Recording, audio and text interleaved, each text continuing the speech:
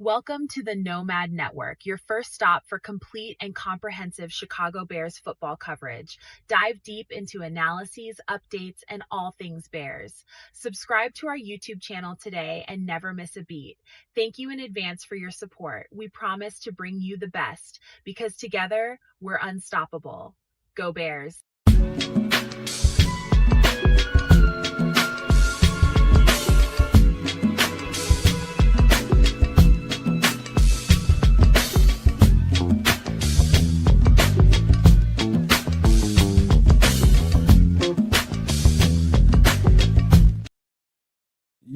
Yo, no maniac. Welcome to the best night of the week, Wednesday night. It's some extra sauce, and you got your boys here ready to give you all the content you sit up here and you wait for, man. We are the kings of giving you and making sure your belly is full on a Wednesday night. Hump day. We're going to bring it tonight, man. Sorry we're late. Sorry about that, man. But I promise you we're going to make up for that, man. We're going to have a good show. Got a lot planned for you all, a lot of information. And at the very end of the show, once we're done with Bears conversation, and we get into the extra sauce, there's a story I want to tell you guys about the guy you seen on the thumbnail. That guy's name was, I think, Tom Mack. And it's a story that came out of Zimbabwe in 1994. It's a very deep story, one of the most prolific stories I ever heard when it comes to this whole UFO phenomenon and what to think about that whole thing. It is deep. We're going to talk about that at the end, but we got much more coming. First, we're going to get into some Bears. We're going to get into some food, drinks, and get human early into the show. But I want to thank you guys for being here. I think Crimson was the first one in the chat, so shout out to Crimson for being number one up in here. But since Triple R is the closest to my left, man, I'm gonna go ahead and start with you, man. Give some pleasantries. Hey, what's going on, everyone? Here later live, whether you be watching on demand, what have you. Thanks for joining us. It's Wednesday, so it's some extra sauce, if you will. So shout out to everybody. It's a good week. It always is a better week when the team wins, and it's been an extra long week since Friday. And it's like, man, this feels good. I like this. Number one in the NFC. Got a tough divisional matchup coming. Snow on the ground. Not as happy about that, but it is a winter thing. So yeah, it's rolling right along. Kids, go ahead. Word up. Number one in the hood, G. Chicago Bears Hunger Force Autumn. Trust me. I'm still riding high. Hopefully all you guys are riding high. I need y'all to ride high. Ride with me. Right up on through Sunday, which they've apparently flexed to prime time. So we'll be with Tom Brady, I think, in the bunch, for some high caliber football, y'all. And number two in the hood here is Don Burr. He jumped into the chat right after Crimson, which is crazy to me. We got a Lions fan. You know that ain't Don Burr, right? Are you sure this is fake Don Burr? You tell me. That's not Pussycat? No, it's Don Burr says Detroit versus everybody. This one says Detroit versus everyone. Interesting. Little clue. Interesting. So this is not Don Burr. So that's Chris Foster. Oh, that's cool. All good. I don't care who it is. Because I plan to ride this week out on a high into the next couple of weeks. The national narrative is changing. Destroyer of narratives, Ben Johnson, football cycle. I'm so hyped, man. Let's keep it rolling, man. No matter what's next on the docket. Where are we going today? Well, first of all, man, we gotta start off being human as we are, and we almost got launched into a conversation backstage. I think it's only right that Trip. Go ahead and tell me what you was about to tell me before we went live, man. One of the perks of being on Sports Chicago Style is that I got the hookup, or as the kids say, the plug with Chef Trips. So he made this dish, and he hooked your boy up with a little something, and it's a loaded chorizo queso dip. Damn. And I think he what's all in there? He started out by the browning the chorizo. Then I think he said he took that out of the skillet. But in that chorizo grease, you throw in some diced green pepper onions. Then you let those get a little translucified. And then you throw in some mushrooms. And then you throw in, I think he said he used whole wheat flour because he doesn't use like no white devils in his kitchen, to make it a little bit healthier. So he threw in that little flour and let that cook with those veggies. And then half a cup of beer and a cup of milk. But he used the almond milk instead of like a whole fat milk. So it's the dip's going to be not as smooth and as cheesy. It's going to be a little more watery, but the flavor is going to be there because of the lower fat ingredients. And then as that simmered for a little bit, think pepper jack cheese, sharp cheddar, and that Mexican cheese that's got the QAXATA. Queso. Who? Queso? Well, yeah, that's cheese. But there's a specific cheese, QAXA. QAXA what? TA. TA. Okay. Yeah, that's their name. It's their thing. You know what I mean?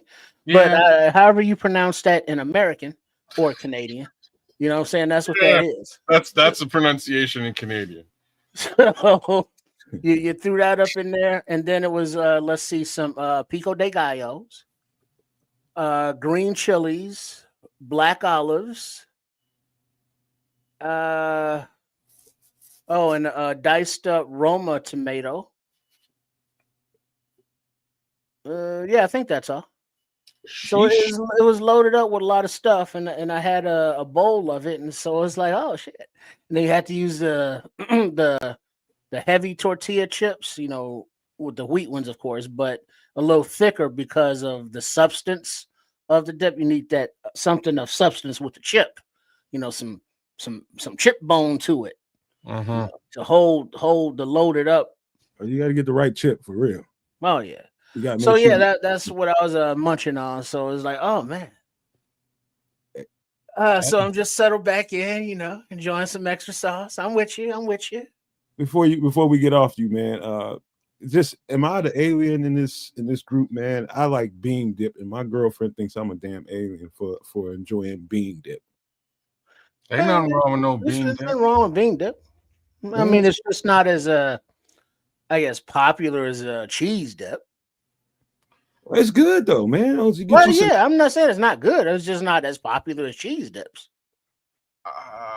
I mean, I'll eat bean dip, but if I had to choose between bean and cheese, I'm going cheese every time. Okay, maybe I should rephrase this. Do you buy bean dip? Would you go and spend money? Yeah, I've been known to buy both. Like, just considering the conversation, I've been to the last couple of months, and it has everything to do with whatchamacallit, Chipotle being nearby. Like there's a Chipotle opened up within like 10 minutes of my house. So for a minute there, the wife was like, okay, well, we got to try out the Chipotle. I was like, we've been had Chipotle, but no, we got to try out this Chipotle. So fine, we ordered some Chipotle. It came in, and we got their nachos and queso, and their nachos are okay. The queso is really nice. So I started to, be about queso for the last little while.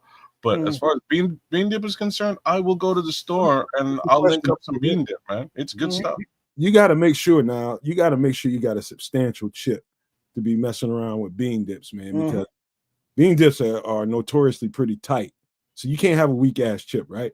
No, cannot. And my girlfriend loves to buy those little thin ass tortilla chips, and it pisses me off. I told her to buy me a separate bag, man, because you and them little weak ass chips ain't helping the situation.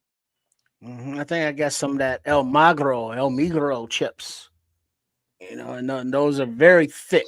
Coops. I mean, you could actually bite the chip and it doesn't shatter into a million pieces. It's like you bite the chip and the rest of the chip's still there. And it's like you definitely double dip that joint. See, that's what I'm talking about. Them Chipotle ones, they're pretty heavy. They're heavy duty nachos. You know what I mean? Like they're fresh too. So I was killing those for a little while, but then I like you're paying like $5 for like 50 chips. Like it's a little bit, the math ain't mathing. So yeah, the guy's kind of steep. Hey, you know I can't mess with hummus, man. I tried it once. oh no. No, hummus See, is you guys don't know. You don't. with some You pita. don't know what's up, man. Man, dog, that shit didn't. Maybe it's because the first time. Hummus. I mean, that's Middle Eastern bean dip. Yeah, you need to like. I might try another one. Maybe try another one. The first one I ever tried wasn't good. Either one of you have a shawarma yet? No, man, I ain't. Yeah, chicken. Shit, pork. You've had a chicken shawarma. Either one. Either one, any kind. I just want to know that. I just want to, I just want to hear that you've had a shawarma. The shawarma is huge in Canada. We with the Middle Eastern community here, there's a shawarma joint on every block. Like it's crazy. There's one spot here, man. There's one spot here called Shawarma Palace. They'll bless you with like a shawarma platter, but the platter from the plate, like from the table, is like this high. It's crazy. Just meat, lettuce, some rice, potatoes, hummus, and garlic dip. And I'm in, bro. It is delicious. Y'all need to be about that. It is so good, man.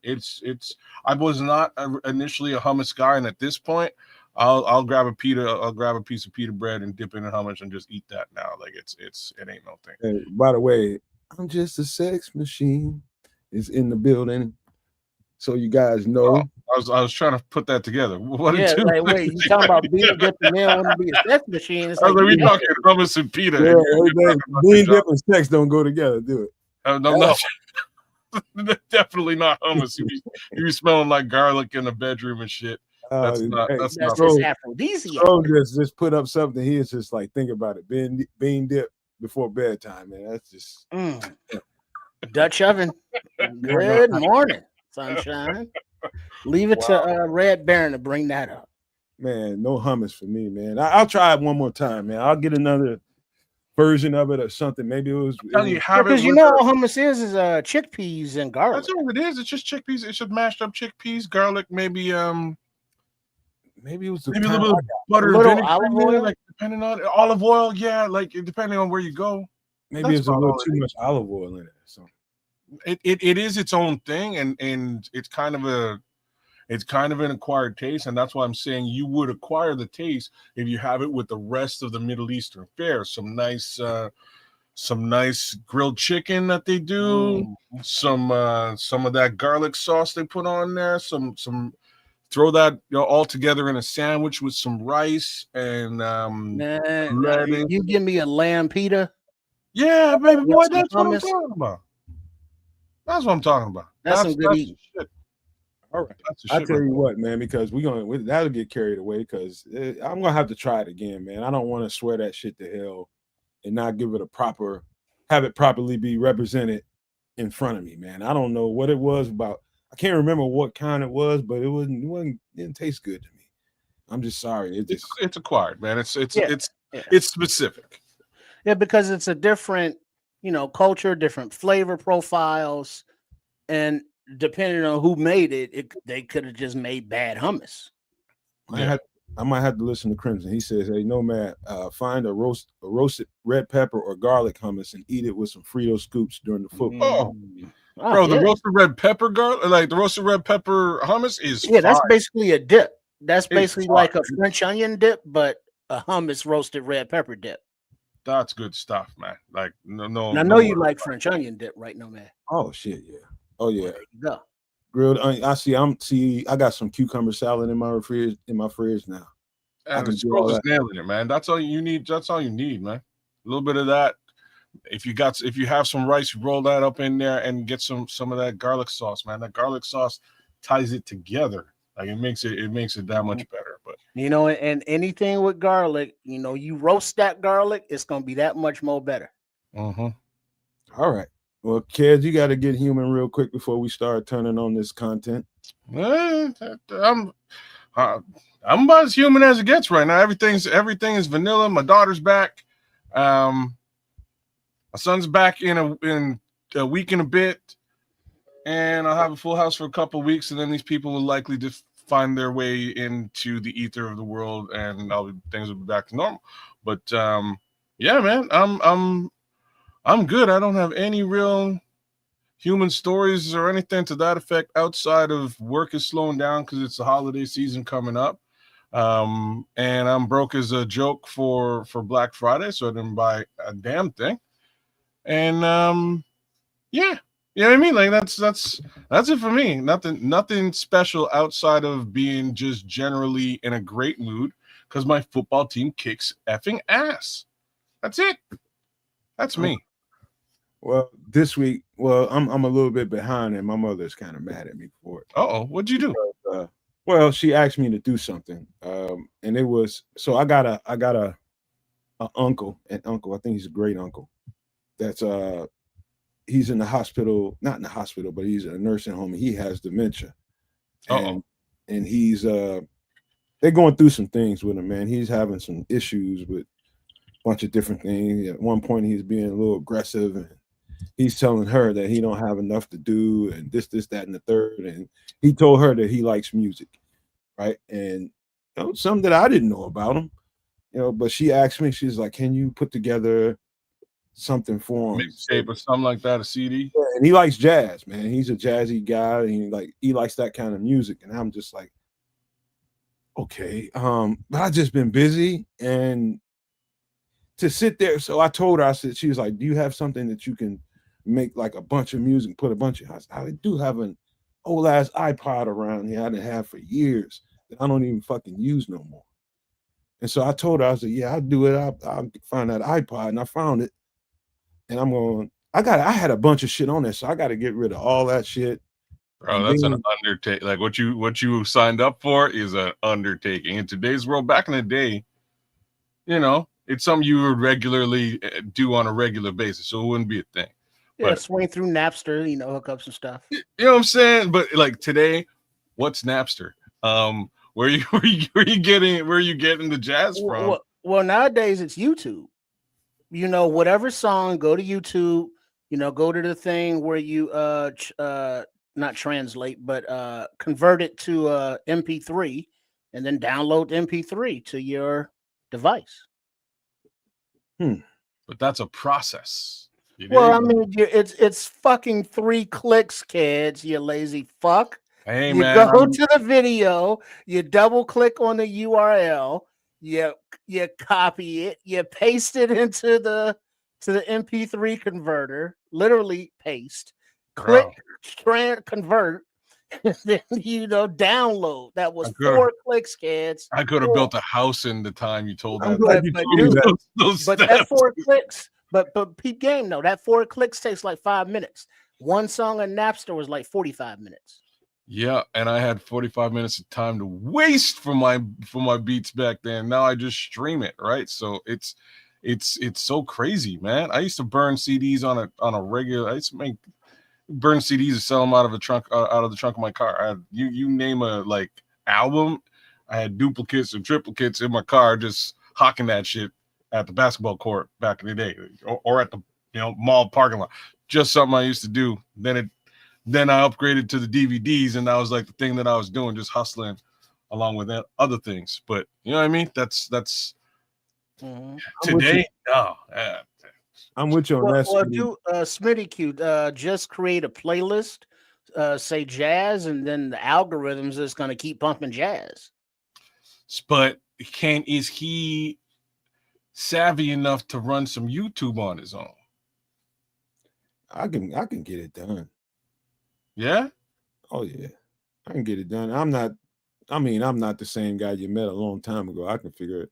I get it done. You just the long process, I think, is what Tripp said, is going through the converter process. Yeah.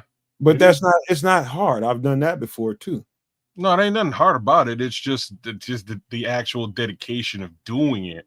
Like I've got like who's saying it in the chat? Oh, Crimson saying he's got 2,000 songs on his phone. I think I have I probably have 50 MP3s on my phone, and it's all like my own or my son's music. Outside of that, nothing. I have hard drive upon hard drive upon hard drive of MP3s just floating around this actual office that I never touch because I can stream all those tracks at this point. I spent also what's easy now is like if you got Amazon Prime, you download the Prime Music app and just type in whatever the hell you want, whether one artist and it'll play their entire catalog or music of that genre, or Spotify, just one of the streaming apps. That's a good catch though, Trip. If he, and again, I don't know how savvy he is with dementia and all that at this time in his life, but if he has a Prime account and he's ordering stuff in, you could just make him a jazz playlist on Prime. It's free. It comes with his account. I mean, we might have to go down that road, man, just to make it simplified and, put it on do something like that. That's easier than going through the whole process of downloading all this music and, giving it to him. And then I'll fuck around and give it to him and he can't even fucking operate the iPad. There's that too. Yeah. I didn't even really think about that because like that might be outside of his realm as well, right? He'll be fine long as we there, or my mother's there, whoever's there to operate the thing for him. But you know how older people are. Once the thing stopped, they don't know how to restart it. And then next thing you know, he's confused and upset and frustrated. Now he's ready to whip on a nurse or something. Who knows? Just crazy stuff, man. So I think I'm gonna have to call him, man. It might be another way to have to go about that. Instead of doing all that and putting it on But I had it in my heart to do it, was gonna do it, but maybe I didn't do it because I knew it had to be a better way or something. So see what you can figure out, man, because maybe it's easiest to stream it. And like I say, the upside is what Trip just suggested to you is actually technically free. It's going to be baked in. You could even use your mom's. You know what I mean? You use your mom's Amazon. I could just upload iHeart Music on his phone and just tell it to play jazz or find you could do that as well. Yeah, I mean, because it's going to end up being the app, whichever app you choose, whether it be Prime Music or iHeart or Spotify, and just put the app on his phone and, just get him to understand that this app means music and have navigate it with him a few times to show him like it's going to pop up ads or something. Here's how you get rid of them. Just walk him through it a few times. And Brenda said you'll never see him without a single earbud in his ear. Man, I don't fuck around with music when I'm out and about.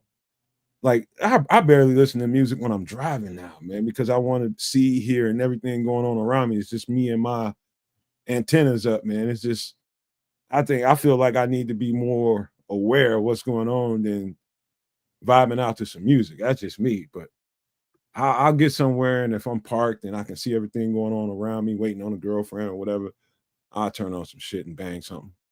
But riding around, I ain't fucking with no music and phones and doing none of that. You don't play music while you're driving? Not really, unless I'm on a road, like down the road, we on the highway or something like that. That's different. Oh, you crazy. I ain't tripping like that, man, on no music. I'll get to that shit when I get back to the house.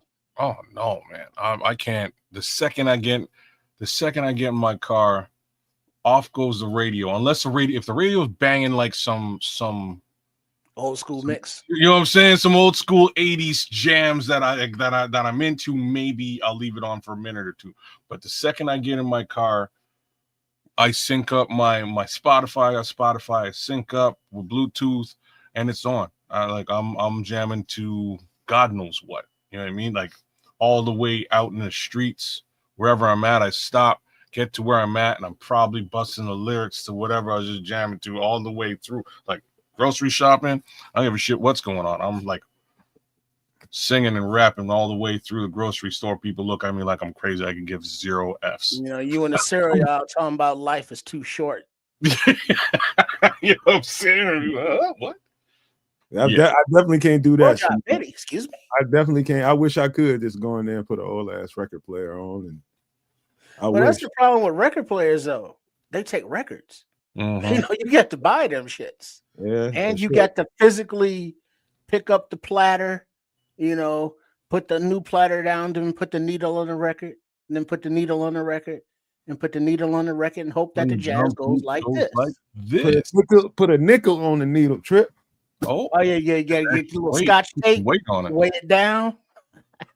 Yeah, but nowadays, the good turntables got, Mr. C put some weight on it.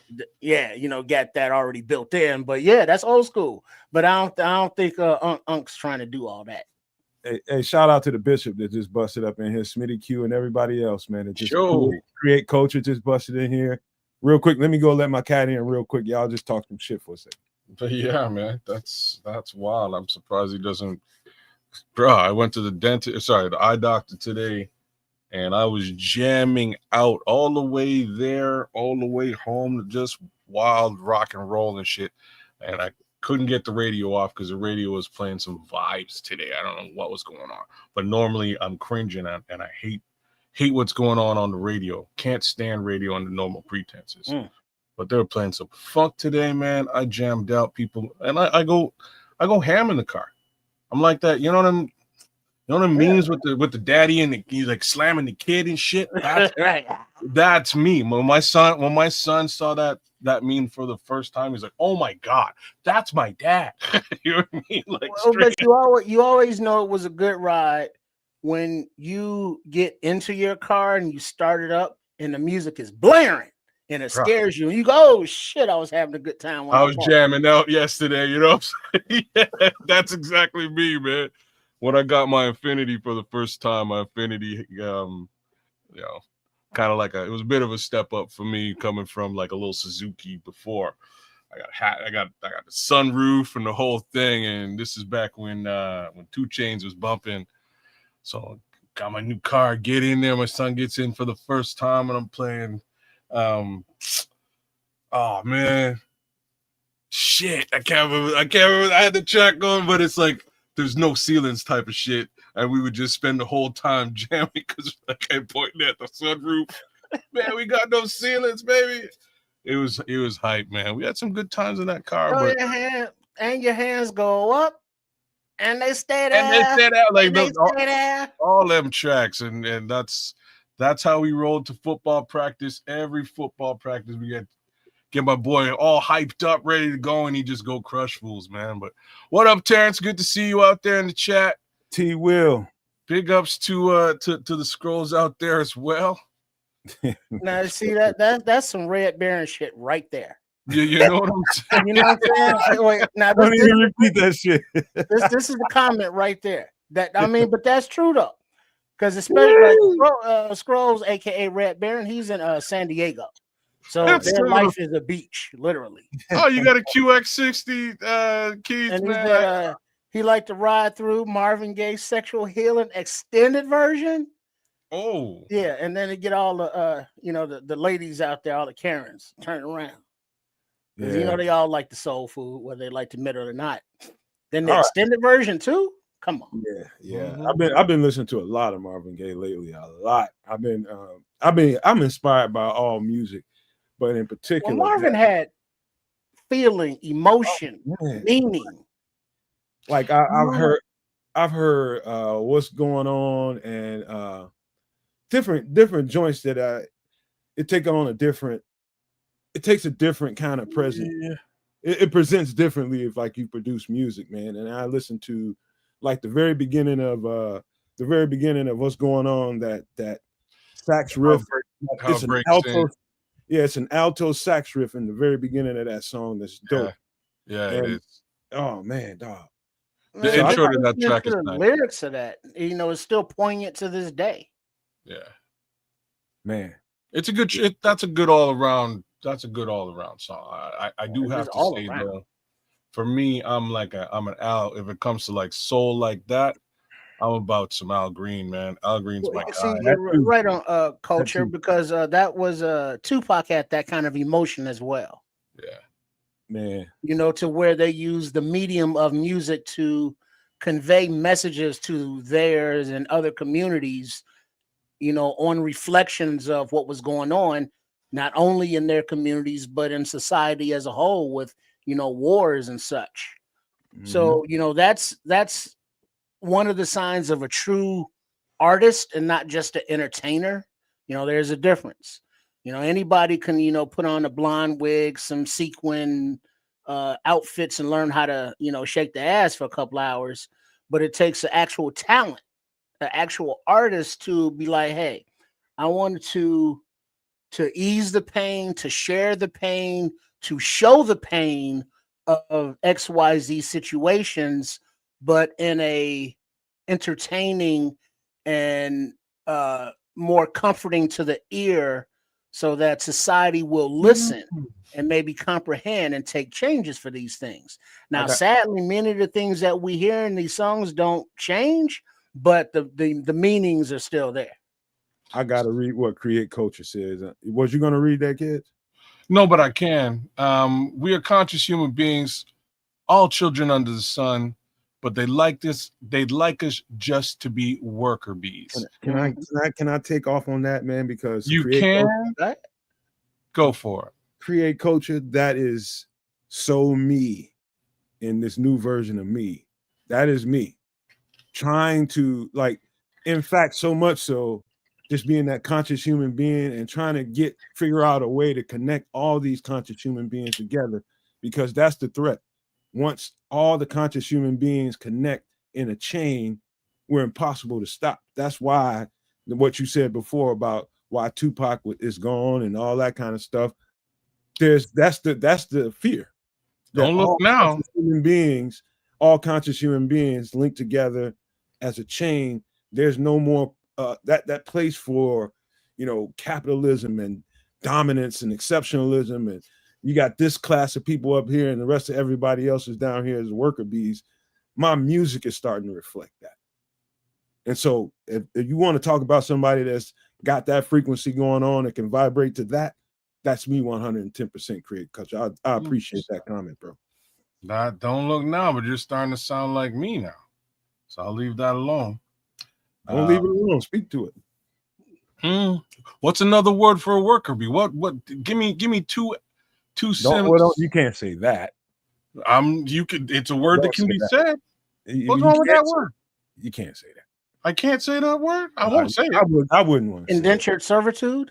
Yeah, that's a better way to say that. Well. No. The step below indentured servitude. No. That but you nailed it. That's all. That's all I'm trying to say. I had a conversation with this man off camera. We do all the time. Sometimes me and this guy go at it for like 2 hours just shooting shit on crazy stuff.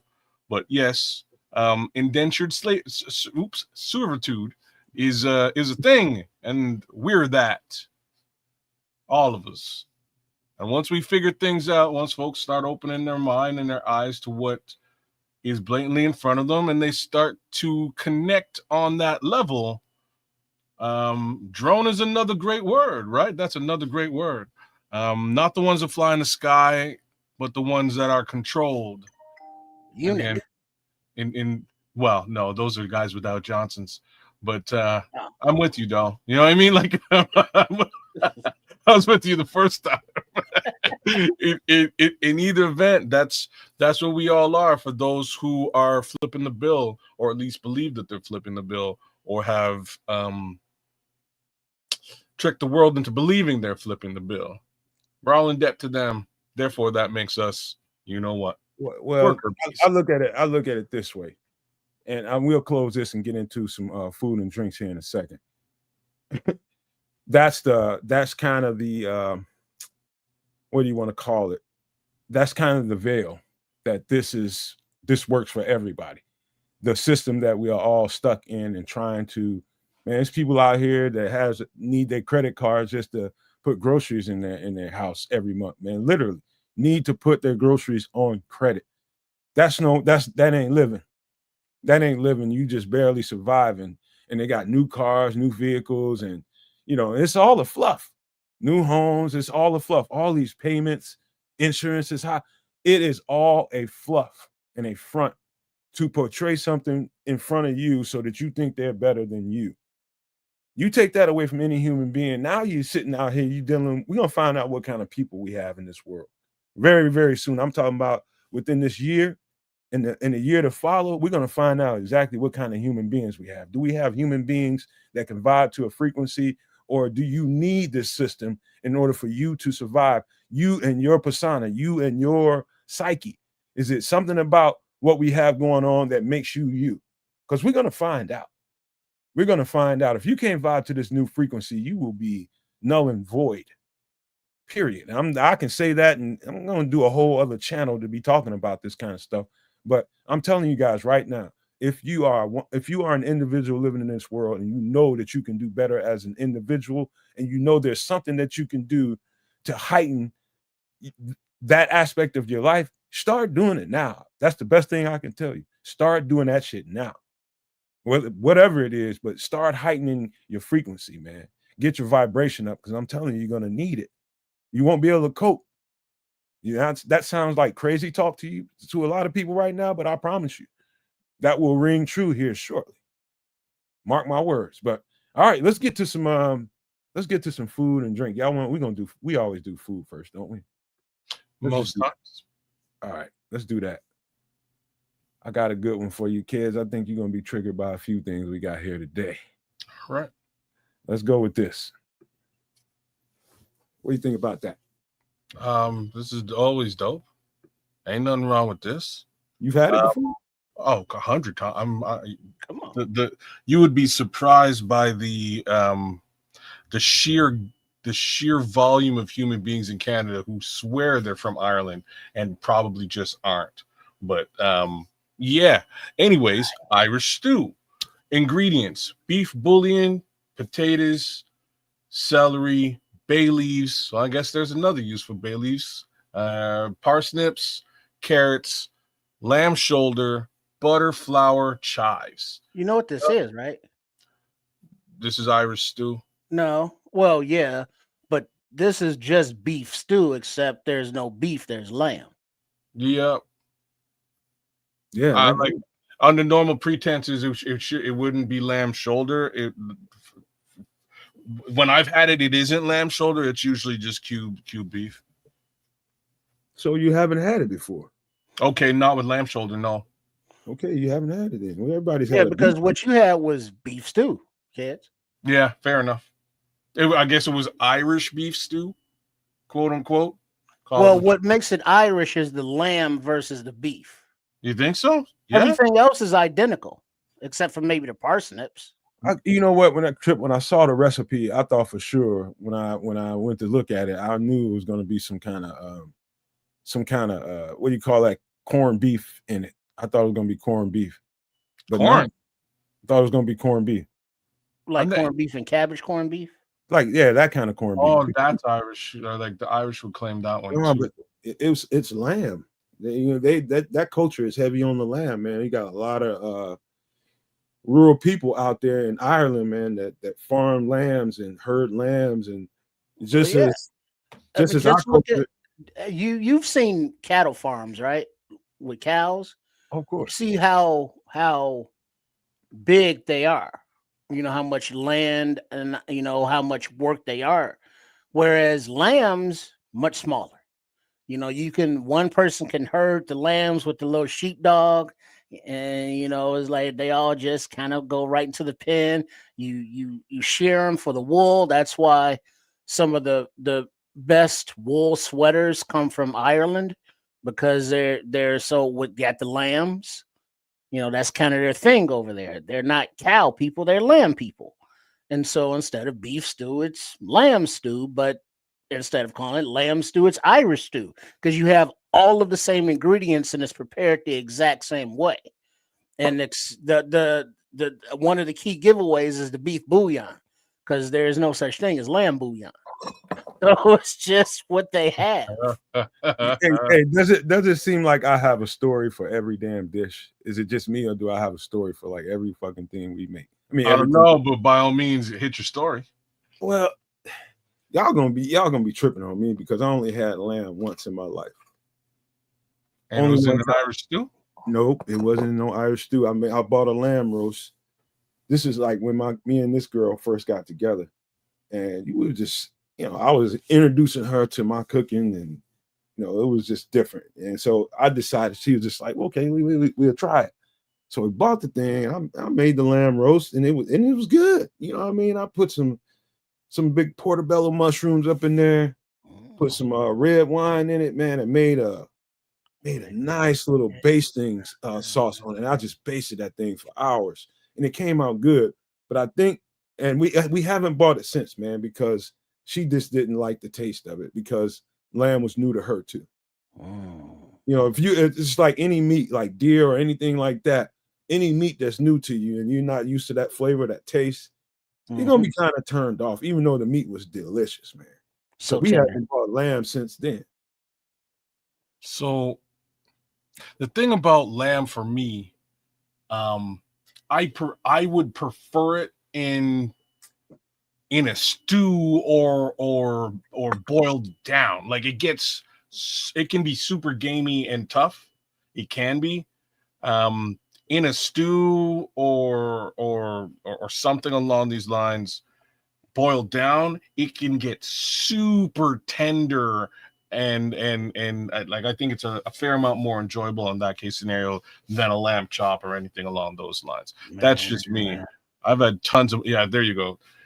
Yeah, man. I was just Larry T knows what's up. Like I've been going to this wild Indian restaurant lately, having this thing called biryani, and it's just like a rice bowl with stewed mutton, and boy, that mutton is so tender, it's crazy. Like I was like, I brought it home. I was like to my wife, do you eat lamb? She's like, yeah, but I don't like it. I was like, you have to test this out. Like this is the bombest, most tender mutton I've ever had, and she tested it out.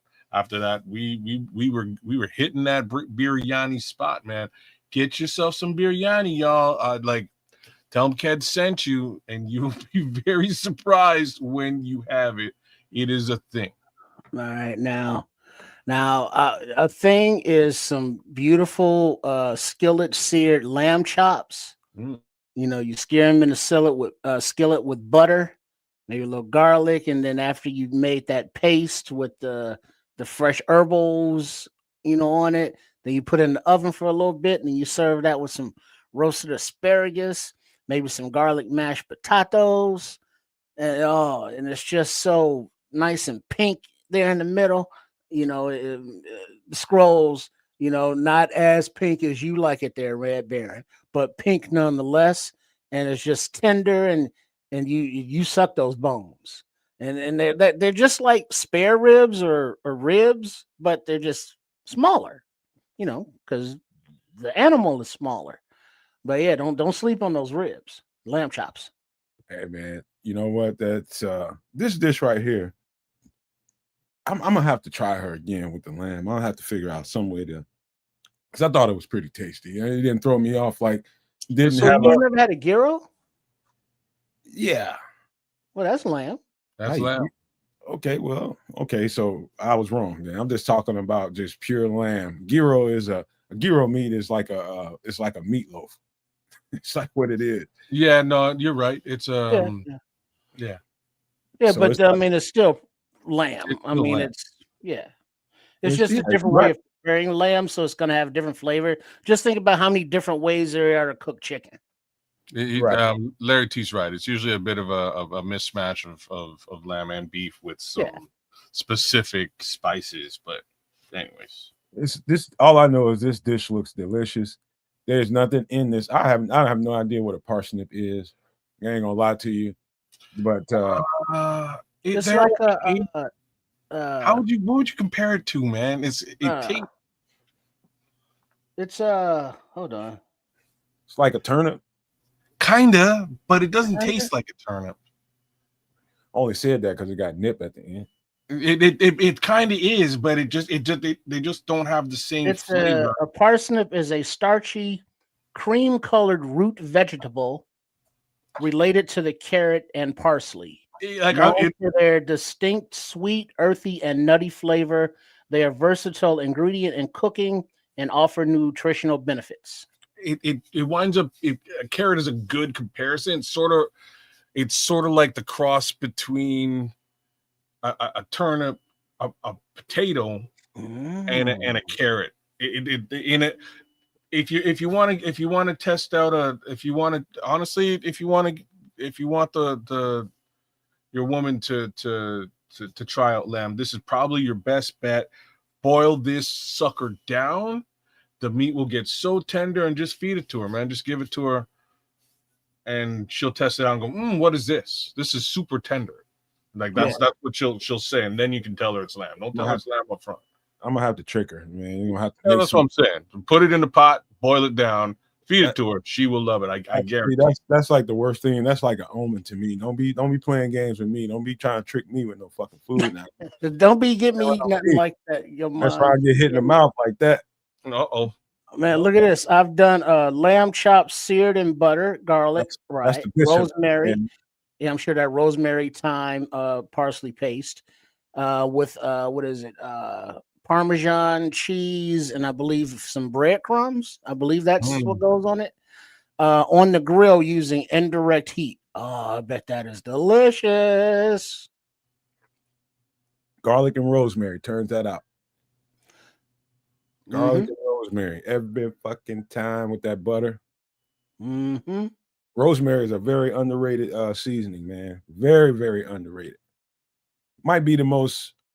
I'd say rosemary and thyme probably the two most underrated seasonings.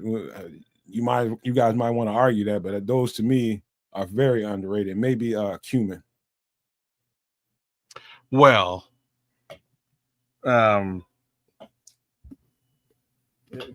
cumin goes in. I would disagree with cumin. Cumin goes in so many things that you just don't think about. So, like, if you're making chili, you should be putting some cumin in your chili. It's just chili powder. You know what I mean? That's part of that chili powder mix. Just gives it a bit more oomph, a little bit more funk. Yeah, like anything Mexican, really. Yeah, man. Anything Mexican, you can throw that cumin in. So that's what I'm saying. Probably a lot more used than you think, but you probably go to the store and get chili mix or chili powder, or even curry has a bunch of cumin in it.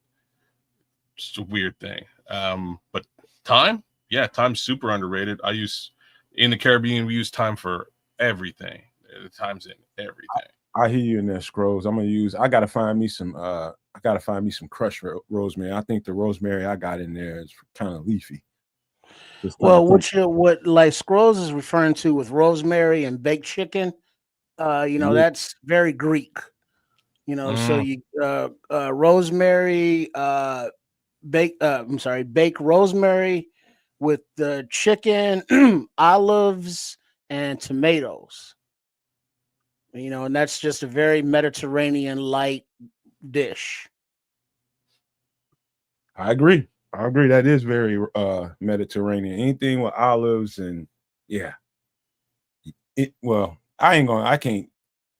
Mediterranean can't claim that as they just specialize in olives and olive making. That's for sure.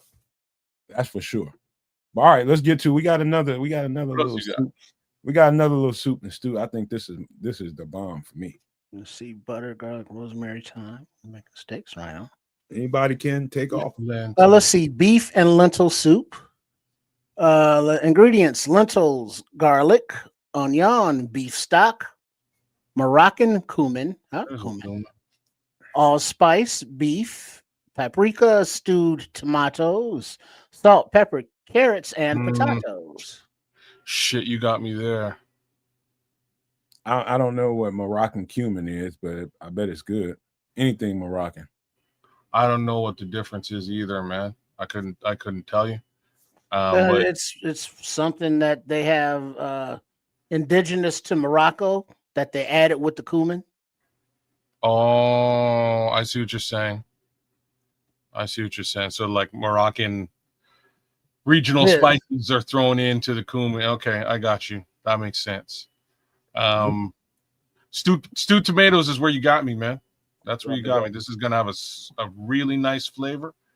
I've never had this, but I can tell what it's like already. This with the stewed tomatoes. It's stewed tomatoes, pepper, carrots, potatoes. It's similar to something in the Caribbean we call stew beef. That's what we call it, beef stew. Caribbean beef stew is a little bit different than your standard beef stew, mainly because of the stewed tomatoes. It gives it a really rich, almost vinegary flavor that you wouldn't expect, but it works very well. This is your jam, ain't it? I can look at this and I can eat this. I could eat this for sure. I would enjoy this. But again, you put two soups on here, soup and a stew, you're screaming kids, bro. That's me. That's me all day long. You should have seen what I put together this week, man. I had soup. I cooked up soup on Sunday. I ate it till Wednesday. It was a beautiful thing. Well, wait till you see the third. I got an extra one this week. I got an extra dish and an extra drink. So this ain't the end of it, but this is, man, I'd eat the entire pot of this. Trips, but go ahead, man. My bad. Oh yeah. Okay. Moroccan cumin is the ground seed of the Cuminarium samanum plant, which is a member of the parsley family. It can also refer to the broader Moroccan spice blend that features cumin as a primary ingredient, often alongside coriander, paprika, cinnamon, and ginger. But these blends are not made of just cumin. Therefore, whether it refers to pure ground cumin or a blend depends on the context. And the flavor profile is warm, earthy, nutty, and slightly peppery. You know what, man? Because I think the feature of this is definitely the cumin. Because the cumin is going to give it a somewhat chili flavor to it. But I think the secret to this is definitely, I know the stewed tomatoes triggers you, kids, but I think I never had a lentil until I was like 26 years old, 25, 26. I didn't know what it was. So I met a Mexican girl that was cooking. What do you mean you did a lentil soup? I didn't know what a lentil was until I was like 26. 25.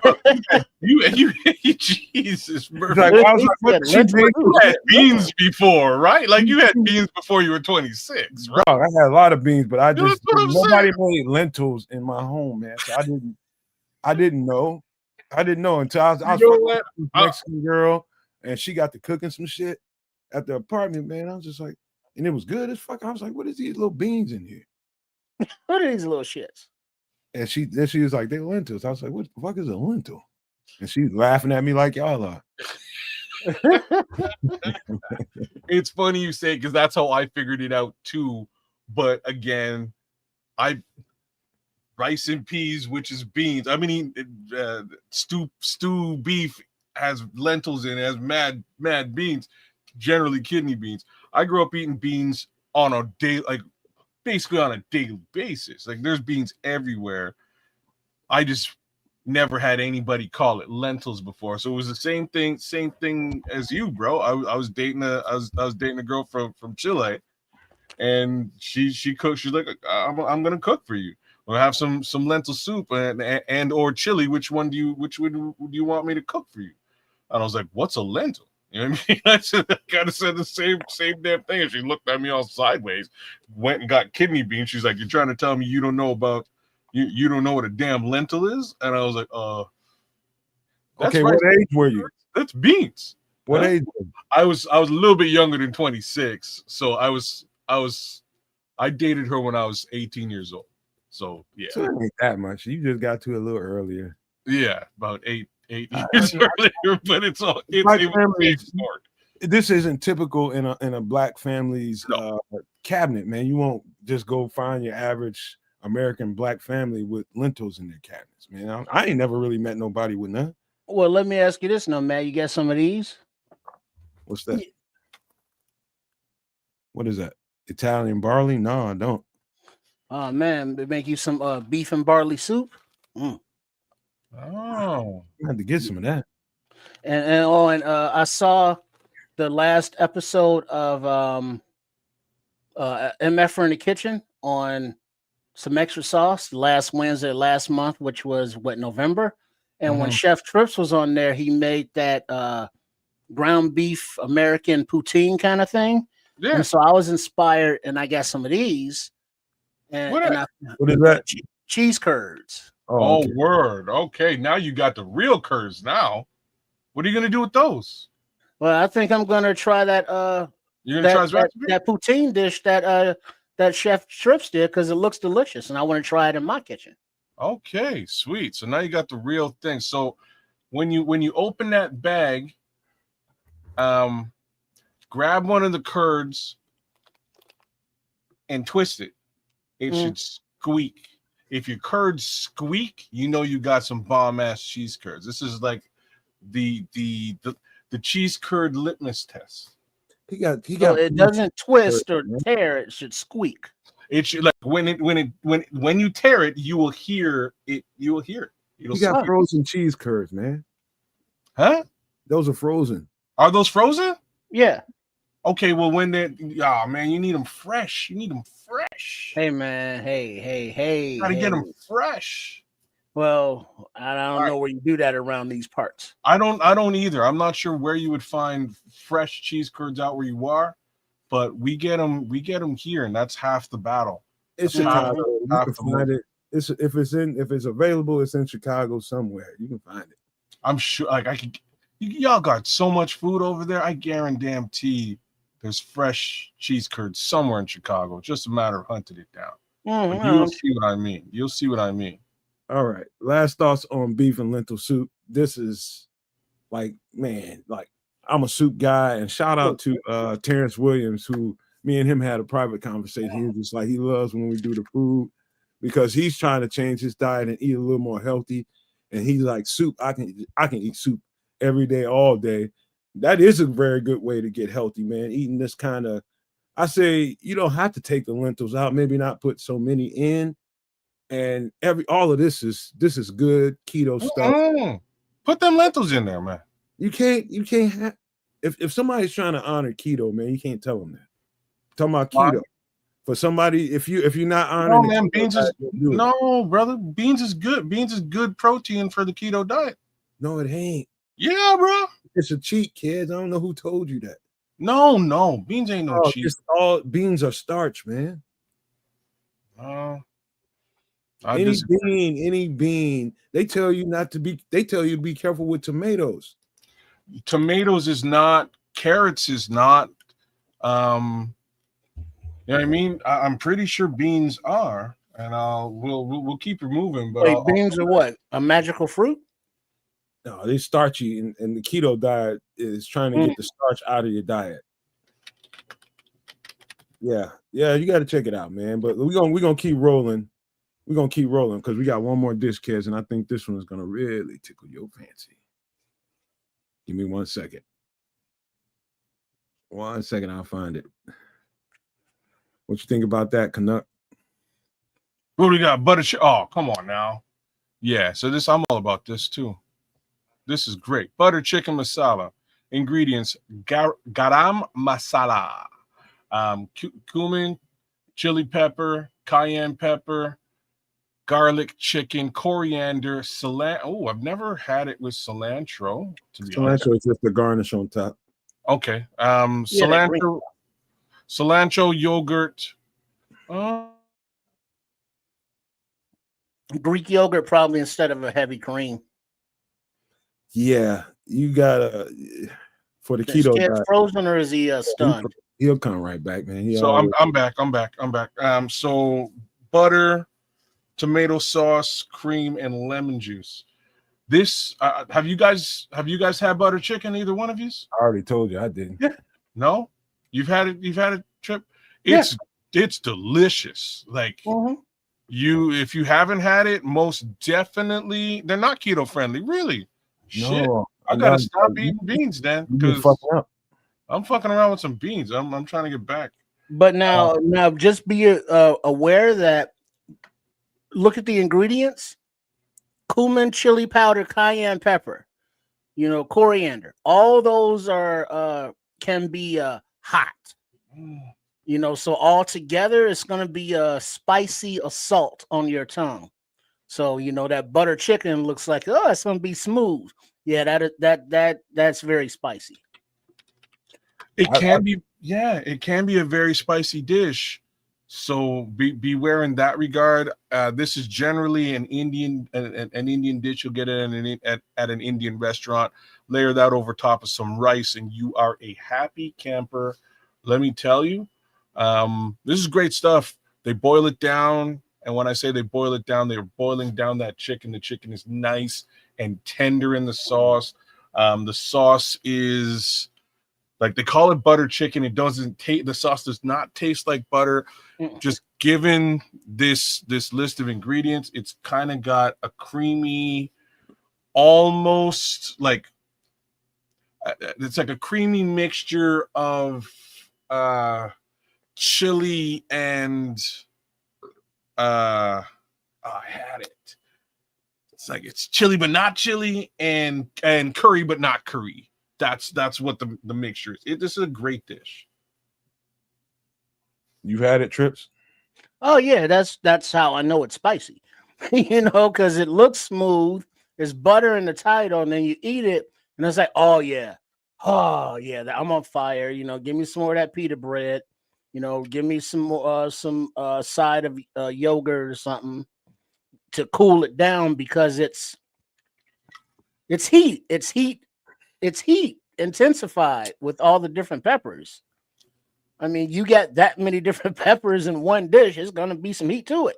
Yeah. So it's something that will also remind you how hot it is on the way out. It's not that hot.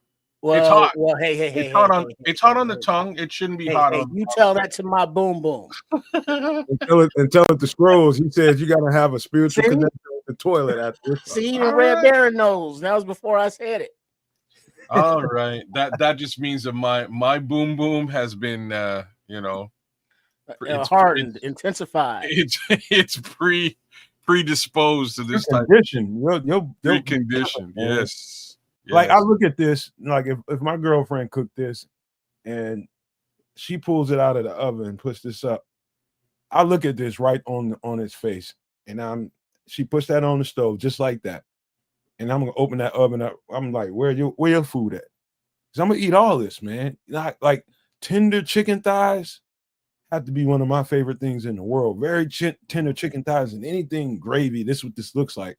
It's red gravy. That's what it is. I've made chicken marsala, but it wasn't spicy at all. You know what I mean? But this is, you know, the garam masala, the cayenne pepper, the chili pepper, the coriander, all the stuff Trips just got through talking about. All that together in one chicken dish would be new to my palate, and probably new to my stomach, and new to my bottom when it's coming out. So I think he's right. If you're new to something like this is gonna be. So let me straighten y'all out. This dish is easily made without the chili pepper and cayenne pepper. I'll just be frank here. You don't. That's definitely if you are adverse. You know what I'm saying? If you're adverse, you could pull both of these things out and still get the true flavor of what you're trying to put down without the added kick. I would suggest you use one of the two peppers, probably the chili pepper, because I would suggest or whatever it is, use like an eighth of whatever there you go, suggesting, just for flavor. Like the chili flavor it's just sort of going to mix with the cumin anyway, so that's why I'm saying you could probably live without the chili pepper. Cayenne pepper though is a little bit of a different thing that will give it a kick. But gotta be careful with that. Yeah, you do have to be careful with the cayenne. This is a fantastic dish, man. Yeah, especially over some rice. Yeah. To be totally honest with you, I've never made a chicken dish that I put yogurt in. So the yogurt gives it a very creamy flavor. Now the other part of the yogurt is that it kind of cools out, and that's why I'm saying it's not that spicy. It kind of counterbalances that pepper. So that's why you can get that side of yogurt too. Kind of like sour cream does with Mexican. Yeah, exactly. You got it. It's exactly like in it. So when I go for biryani, they'll serve you something that's similar to this with 3 spice levels, and spice level 3 will kick your ass. I had it the other day, but they serve it with a side order of yogurt. So you just dip in the yogurt because it's fire. You may have problems, when you hit that John later on. Yeah. You know what I'm saying? So you wishing for that bidet. You cool out. Look at what Scrolls said. Somebody cool it now. Be in the bathroom making Bollywood beats. Bongra is what they call it. That's exactly what's going on. That's crazy. All them symbols in China. Ring, ring, ring, ring. I'm telling you, but yeah, you get that yogurt on the side. My wife. It was funny because when we went, I was trying to get her to eat the mutton because the mutton had 0 spice level, and she was like, "But I want the shrimp." I'm like, "But babe, the shrimp is spice level 2." I had spice level 1 the other day. I know you don't have any tolerance for spice, so spice level 2 is gonna kick your ass. But I want the shrimp. You talking about me? But no, my wife. You know what I mean? I was like, so spice level 2 is gonna kick your ass, babe.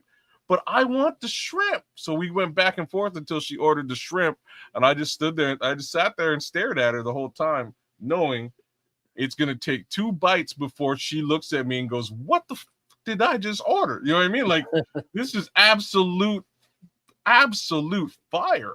So next thing I know, she just kind of, because she didn't want to admit it, just kind of looked around, sweating, and grabbed the yogurt and just started dipping, bro. Just dipping in this yogurt, and I burst into laughter. I was like, "See, I told you should have had the damn mutton," because you know what I mean. But stubborn ass. I think spices are something that I think at some point in your life, like my mother is. She's up there, man, and she's not old, but she can still spicy foods. I think it's just about your system.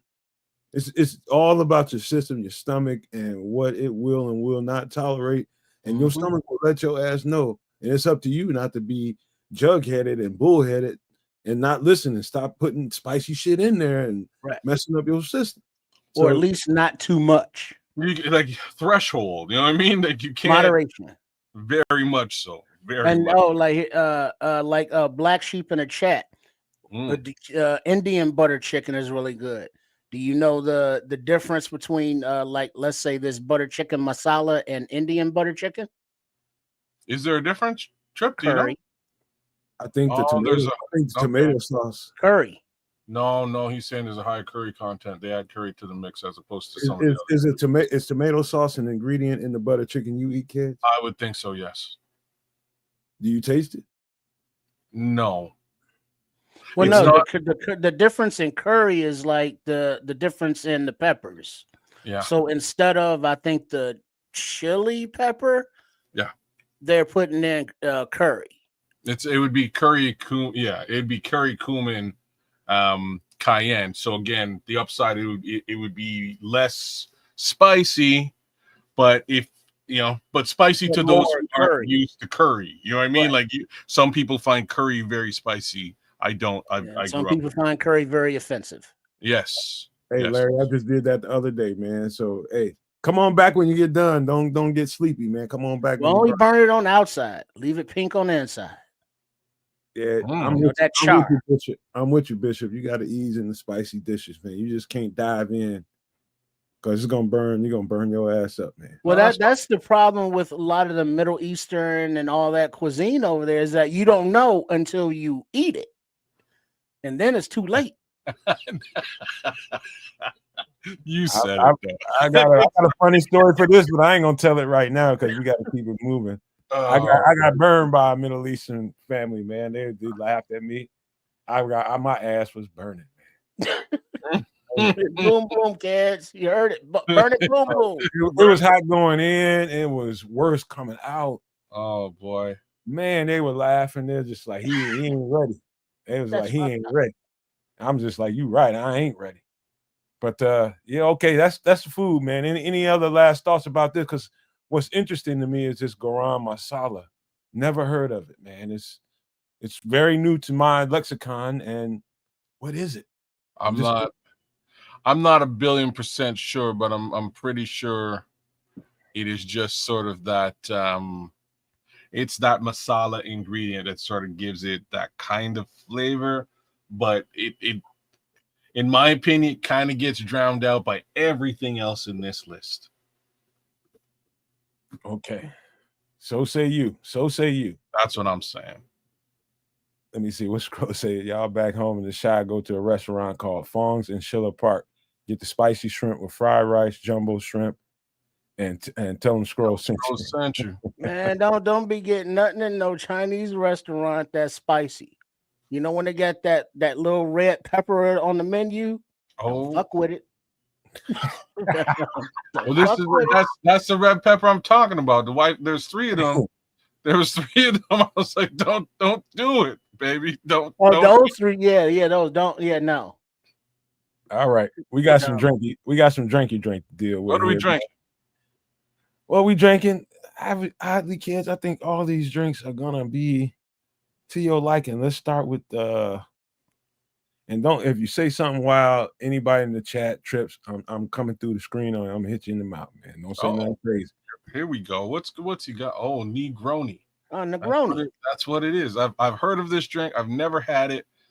Sweet vermouth. Okay, yeah, I've never had this before. So ingredients: white rum, I'm in. Sweet vermouth, I'm out. Campari lime juice, I'm in. Ice orange peel, I'm in. So I'm 50-50 with this one. But it's called Negroni, so I would definitely try it. Hey, watch your mouth. Yeah, I've never had one of these personally, but Seth Meyers drinks one of these all the time on his outtake show. He Negroni, because he's been criticized because it wasn't made correctly. Oh. Didn't have ice or didn't have an orange peel or something that people were very critical of, the viewers, and they chastised him over the email with it and in the comments, because it doesn't look like this on the screen here of this picture. So whatever the difference was, it whatever. But yeah, white rum, I could mess with that. Sweet vermouth. All right. What is Campari? I don't know. New to me, very new to me. I see both these motherfuckers. Like, I don't know. I don't know Campari. I only put it up there because maybe one of these motherfuckers might know. I just put it up. Yeah, because I was like thinking calamari, and that's delicious when it's lightly fried. It's a mixer. I just know it's a mixer. It's not a liquor. It's a mixer. So it's a bitter liquor that it's a liqueur. Gives this stuff. I've seen that bottle and didn't know what the hell it was. Yeah, it gives that it gives the red coloring to the drink as well. Oh yeah, you can drink Campari in cocktails such as a classic Negroni, Americano, and Boulevardier, or in a simple mix with soda and sparkling wine. It's also served in spritzers like Campari Spritz, or used in other creative drinks like Jungle Bird or Campari Old Fashioned. It's like two songs from the time. So it's a sweet thing. So yeah, it's something I would probably taste and probably go, ooh, that's sweet. Why do you kids? Why do you turn your nose up to sweet vermouth? I don't know. Have you had sweet vermouth before? Yeah. Yeah, good. What was it in? Old fashioned. Okay. Interesting. So this probably has a kick to it then. No, it don't. No? No. I don't know. You said you had a Negroni. No, I said I would have one because I'm black. Represent. That's the answer to it. I've never had a Negroni before. But jabroni. I've never had it either, but I've had sweet vermouth, man. I'll tell you this. I got a story for everything, man. But I met in Ackworth, Georgia. I met a Georgia State patrolman who lived in my townhouse complex, and we actually met through my girlfriend, made friends with his wife, right? And they got really cool, and I was always out there cooking and shit. And every time he would come home and his police shit, he'd always stop me and be like, "Man, what is that you cooking?" I was like, "Hey, man, anytime you want to, just stop on by, you can get you something." Anyway, they took that up, and one day I was having a little barbecue, so I was doing everything for everybody in the community. I mean, kids, every little kid can come up and get something to eat, whether it's burger, hot dog. Adults can come up and get something to eat. And it's a big townhouse community. I was just doing that for the neighborhood. And they came up and he was just like, "Man, I so appreciate what you did. I just want you, I'm gonna go and get something and I want you to enjoy it with me." I was just like, "What is it?" He said, "Don't worry about it, because if I say it, you might not like it and you might not want it." So he goes and gets all the stuff on old fashioned. In fact, I still got some of that shit in my house. Still got it because he made it. He made those for everybody and he left all the ingredients around. And so that's how I got introduced to vermouth. Okay. I've had a couple old fashions. I'm not a fan. Just me. It's I know it's big in the USA right now, man, because that's how I came across it. I came across it on some I was out on a couple of business trips there. Like, we were doing a conference at my previous job. And every time we would go out and get something to eat, my boy Greg would order an old fashioned. I'm like, what the F's an old fashioned? And he's like, "Man, get this man an old fashioned." So like, I hit the old fashioned. I'm like, "Yo, this is you know what I mean? Like, it's a little bit of a thing here, the old fashioned." But what I find when you're having a meal with that, it's a real good palate cleanser. And you really get focused on your meal, and then also on the old fashioned. So not bad with food. So vermouth has a certain taste to it, and I think, and it's just put it to you this way: you can't overdo vermouth, or it is extremely sweet. Because an old fashioned should come with some cherry, should come with either a cherry or some cherry juice. You know, that's what I like in my drinks. If I have an old fashioned, just pour some of that cherry juice in there. And so you gotta be careful. This can turn into something really sweet really quick if the bartender doesn't know what they're doing. Because now there's a difference between vermouth and sweet vermouth, right? Yeah. Because vermouth goes in martinis, right? It does, but not sweet vermouth. No, sweet vermouth is more of a wine almost. I got them both in here, and that's why I don't like it, because I'm not a wine guy. I don't like wine. Look at Bishop. He says he likes him a good old fashioned with some makers. Well, Maker's Mark, nice. All right. So it was. I've had. Was it vermouth? Does vermouth go in Tom Collins? Nope. No. Tom Collins goes in Tom Collins. All right, Tom Collins mix, because I saw it in the movie and it was like, let me try one of those, and it was tasty. My girlfriend just reminded me, this Trips, you got some ESP or something, man. My girlfriend just came 24 hours ago and she's like, we doing all kinds of shit, but we ain't had no Tom Collins. That's our shit besides Jameson. Tom Collins. I used to make that for her girlfriends. They used to be walking around, power walking and shit around tracks and shit, drinking Tom Collins. I'm like, what's the liquor in there? Gin or vodka, whichever one you like. Okay, see that I had it back in the day when I could enjoy those clear ones, because I think that was right after Circle of Trust movie with De Niro. Tom Collins is undisputed, bro. Yeah, because he went to the store to get some Tom Collins mix, and I was like, oh yeah, I remember drinking one of those, and it was good, but I can't process the clear liquors no more, so I can't mess with it no more. Because I used to love a dirty martini, 2 olives, the stuffed cheese olives. You sure? Have you tried all the clear liquors? Well, gin and vodka. What about a clear tequila or clear rum? A white rum? Clear tequila, no. I get into the fisticuffs with the clear tequila. Oh, you do? Oh, That's what gin do to me. gin? You see, gin make me want to sin, but in the fun. No girl around, I'm gonna sin. I'm gonna beat somebody's ass.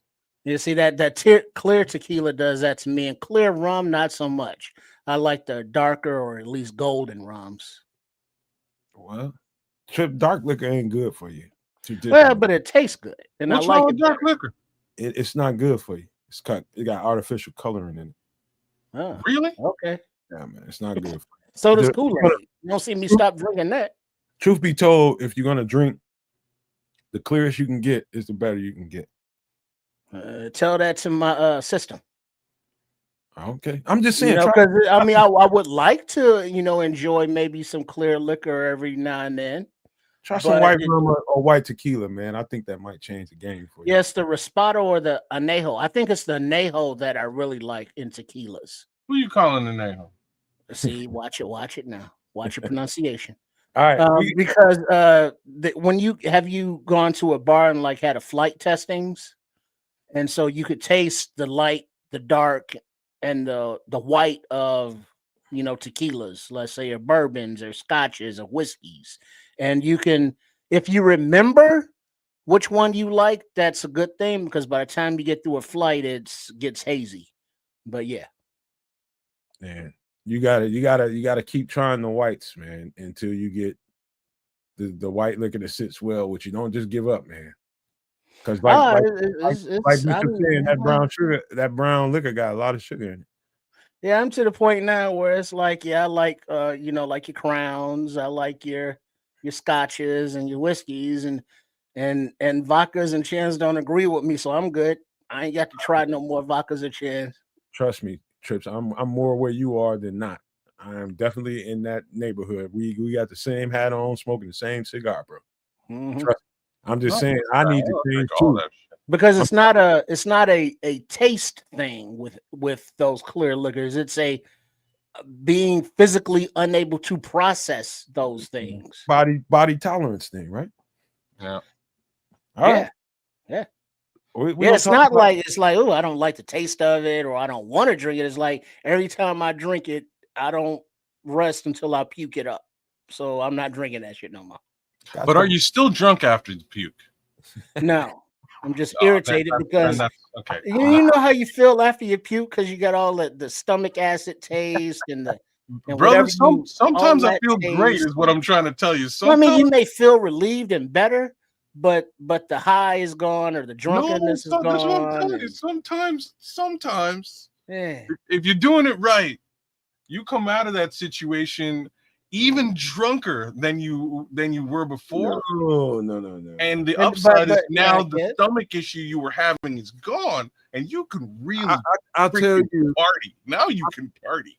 I'll tell you what's going on there, kids. Number one, when you get to a point where you got the hurl going on, just know that the alcohol, the liquor, the fluid is going to filter through your stomach contents and get to the bottom faster than the stomach contents is going to filter and get to your digestive system. Listen, you just puking up food, and all you have sitting on your stomach now is liquor. Yes, that was the purpose of the night. No, that's not what happens. Drunk as all hell. Trust me. I would like puke up the food, right? Then I say, okay, I should be good now. But then I'm not good, because I won't be good until the actual clear liquor comes out, and it looks like I'm just pouring, the vodka or the gin, whatever, coming out of my mouth, and that's all I taste, because all the food has already been, so now you're processing pure liquor out of your face. Liquor. That's not good. I've done that too. And that's by the way, after I get that out, now I feel better. By the way, Crimson. No, you're not the only one that drank liquor straight. I think Trip is more you. I think Trip is more like you. He'll drink that. He ain't trying to fuck around. He's gonna take some sips, drink it. What's funny is I'm much more of a straight. I'll drink a straight dark rum on ice. I will drink whiskey on the rocks or straight. Scotch generally straight. I won't drink white rum straight. Tequila, I shoot it straight. I usually don't mix at all. But back in the days, I've been known to mix it up a little bit for the ladies mostly. I'll drink with them, but that's it. Anybody want to give King Jeremy the Wicked a shout out and welcome him to the community? He enjoys that shine. Jeremy the Wicked came in here gangbusters with the shine. He said, I can drink straight. Right on. Well, in honor of King Jeremy, then our next break, I'm gonna go get me some eggnog and pour a little straight scotch in there. There you go. You don't. You don't do rum in your eggnog? Well, I don't have like a full bar at the crib right now, so okay. So it's what you got on the counter. It's what's in the bar is what's in the drink. I grew up drinking it, man, with some rum, but I'll take some scotch. Scotch. Man, that's the only thing my mama would let me. The only time my mama ever in my life served me alcohol was rum in homemade eggnog, and it was the bomb. And me and my boy got smashed, and it was great. Well, I mean, eggnog is very forgiving. You can have rums of any kind, scotches, bourbons, whiskey, almost any dark liquor. I would think goes in eggnog. Keith Harris, I love that Appleton Estate. Actually, the dark one, very good. I love that Appleton. Oh, it's real good. It's real good rum, man. I was sipping on that all Thanksgiving. That's my regular. I cook with it. To be honest with you, I go through I buy it in the big, I buy the big bottle, and I throw that on my chicken, curate it. I throw it on my steak, curate it, give it a nice little, little wash. You want to baste some meat, use some of that. Yeah, man. On your grill. We gotta give Crimson a special shout out because he's a dry guy, and he's tolerating this. Yeah, he's dry and he's tolerating this alcohol talk, man, and I respect him for that, man. You just keep to the script, man. Yeah, eggnog and brandy, delicious. Any kind of a dark liquor, I think, goes with eggnog. I'm not a big brandy guy, man, but I can see how it will work because it's got that sweetness. I don't like brandy. You like brandy? I don't like brandy. No, I don't like it either. But I like a strong whiskey. It's strong, but it's sweet. So, I don't like brandy or bourbon. I like Swish. It gets you some drunk. Ricky LaFleur's back, man. Good to have you, man. 2 smokes, Ricky. And they scroll say he's dry too, man. I respect y'all, man. I respect. Right on. Dry as the desert. Word up, man. To be honest with you, I haven't had much of a drink in a little while either. So keep it up, man. Holidays are coming.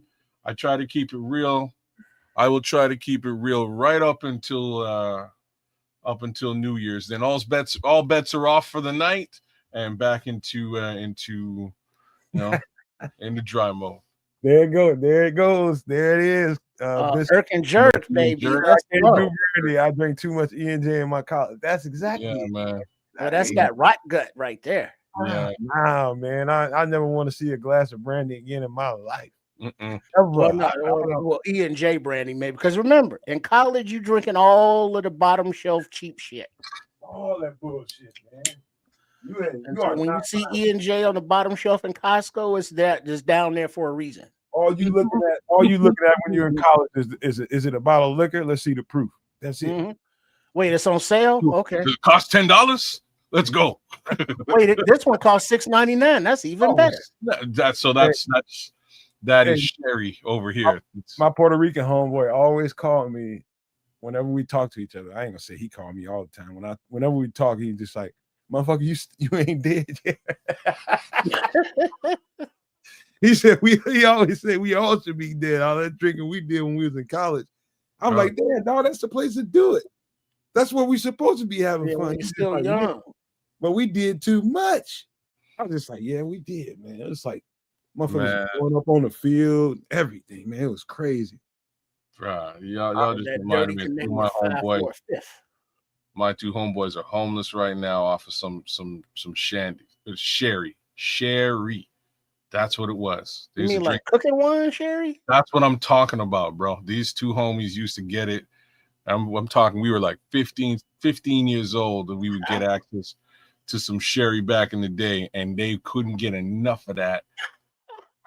They've been drunk since 15 years old off of that. They get 2-3 bottles of that in a day, 15, $25. They smash. And I'm talking drunk on a level that there's no function. You can't have a functional life. You know what I mean? No, you can't, because sherry's not you're not supposed to drink it. You're supposed to cook with it. Or at the very maximum, like sip it in one of those little bitty ass like shot glasses that'll last you for like half hour. Go. No, that's bad. I'm dead serious, bro. These two homies, twin brothers, man. These two. Don't tell the story, kids, because we got to keep moving. Let's keep it moving, bro, because it's not a good story. And it's a long story too. Let's keep it moving. What do we got? El Joe Nino. Shout out to El Joe Nino. Just jumped in the community quick. Yeah, he's been here before. I've definitely seen him before. All right, let's get to the next one. This is very similar. There you go. My girlfriend loves this one, and I got one more to go after this one. Ingredients: peach schnapps, vodka, cranberry juice, lime juice, and a lime wedge. Yo, you know what? Tart. Yeah, I'm in. You on that, ain't you? Tap me in, but I was gonna say put some heavier in there. There's vodka in there. I'm good to go. Let's go. This is sour. I'm in. I love sour drinks, so I definitely give this a go. Take that little umbrella on up out of there, and I'm all in it. Oh well, yeah. I'm trying to impale somebody's eye with that at the bar and start a fight. But I think that when I'm on vacation, you know what I mean? It's cute. It's part of the atmosphere. You know what I mean? But there's nothing in this drink that I don't like. Like I said, that umbrella, me and the umbrella ain't working. Peach schnapps is very underrated. Very, very. I'm not big on it, but in a like given the mix you put down here, yeah, this would work out real nice, man. Lemon drop martini. Oh, word. Okay, Keith. There's nothing in this. There's nothing in this because you got the sweetness of the peach schnapps with the bitterness that's gonna come with the back end of the cranberry juice, so it neutralizes and it complements. I've had this before. Yeah, I have in the Bahamas. So was it sour? No. It was the even mix of it. If you've ever had peach schnapps in anything, you know how sweet that can be, right? It can be pretty sweet. Yeah. So the sweetness of the peach schnapps sort of punches through. And so you got peach schnapps, the sweetness. There's a certain bitterness that comes with cranberry juice. Yeah, and then the world famous lime juice that neutralizes every fucking thing. Trust me, you'll drink jars of this, bro. Jars. Okay. This one I would definitely try, man. This one I would definitely try. Ricky's in with a rum and coke though. He came with the OG. Well, for all those that partake, cheers. Oh, you got the nog going on? Mm-hmm. Nog and scotch. Scotch and nog. What you think about this? This ain't your thing. I know, Trish. No, I got the vodka. And then like schnapps, man, peach schnapps. We got a thing going on. You got to think about it this way, Trish. Any drink that you put on here with all these different, mixtures into the drinks, you can always turn this around with any dark liquor that you like. Oh yeah. Oh, no doubt. But I like peach schnapps. I like schnapps in general. Do you consider tequila a dark liquor? Yeah, the dark tequila you get clear. You can get clear. You can get clear tequila as well. Yeah, but that's bad for me. So you're saying the darker tequila. Dark good, clear bad. Yeah. Okay. Yeah. All right. Yeah. And that goes for all facets. But yeah, Rock and rock. one of my favorite go-tos is in the wintertime is get you a pint or get me a pint of peppermint schnapps and just take a little swig on that from time to time. It keeps you warm on the inside. Man. Okay. This is better than you might think, man. Actually, the something that somebody did. I was in the Bahamas in my senior class trip, and I wasn't supposed to be drinking, but they were serving us up in the Bahamas. Somebody asked me at the bar. I had already had one, and she was just like, "Try this," and she had some watermelon juice. She poured some watermelon juice in that shit. Boy, that shit was so goddamn good, bro. Just look at this thing. You could tell it tastes good. Looking at the ingredients and how everything equals each other out. Imagine somebody splashing some watermelon juice in there. Oh my God, it was so good. Oh my Lord. Very, very underrated. You got to go find somewhere where somebody has a mixologist and knows it has a book of the drinks, because you can go to some, let's just say you go to some bar downtown Chicago, downtown Manhattan, downtown LA, and you're going to have people that's going to come in there and ask for everything under the sun. It's not like everybody in the world has heard of the woo-woo. I just got lucky that I went to the Bahamas and that was something somebody was drinking in there. I was just like, let me try that. What is that called? Woo, woo, woo. I wouldn't know about it. I've never heard of this shit until I went to the Bahamas. Absolutely delicious. Bartender, man. I want a woo, woo, woo. Any last thoughts on this? Because we do got one more to do. No, drink it. Look, y'all making me thirsty like hell. I'm gonna be right back. You start up the next one. Hold on, before you do that, you're gonna want to see this, kid. All right, what do you got? This one I think is gonna be. You want to do some DIY? You want to do some DIY vodka? Blackberry vodka. He says ingredients: vodka, cinnamon stick, bay leaf, sugar, and blackberries. And you just drip that in there, huh? Interesting. My girlfriend saw this last night, and she's like, "We fucking doing it." So Let's go right now. Infusion, right? That's what you call it. Yeah, I'm not putting the bay leaf in it though. I can see why not, but what? I mean, it's part of the recipe. I mean, that adds a layer of flavor. I know what bay leaf tastes like, and I don't want that in my liquor. I hear you. Huh. You know what bay leaf tastes like? You want that in your drink? I mean, it's like the difference, like we was talking about last week, the jalapeno. It's like, it's okay. Can you deal with that in the drink? Like I can, depending on you, but you don't want to have that. Like this is going to sit. Basically, what this setup is you're going to create some mason jars of your own custom blackberry vodka. And so how you're going to do it is what you're not seeing in here. And the proper way to do it is find you a very thin net bag to put all of this stuff in. The blackberry. And just soak it in there. Just soak it. You ain't gonna want to turn around and jump on this the next day. You're gonna want to let this shit sit for a little bit. So you could do this in an infuser, like you would with water and tea. You could put put it under the sink for like a month or two. You know what I'm saying? Just drop that vodka in there and let it baste in the Chico stick and sugar blackberries. Let all that shit take a bath. Interesting. That'd be pretty nice, man. So this then if that's the case, if you don't have blackberries, you can use strawberries or whatever kind of berries or fruits. Pretty much whatever I love blackberry. I've had a blackberry vodka, but to make my own blackberry vodka would be absolutely amazing for me. This is definitely DIY blackberry vodka.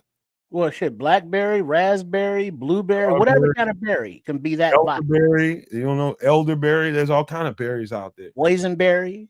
Yeah. So it's like those can be, something that you can DIY and pack away, and put them in tubs and just let them ferment. Because that's the term, fermenting. The same process with moonshine that somebody in the chat mentioned earlier.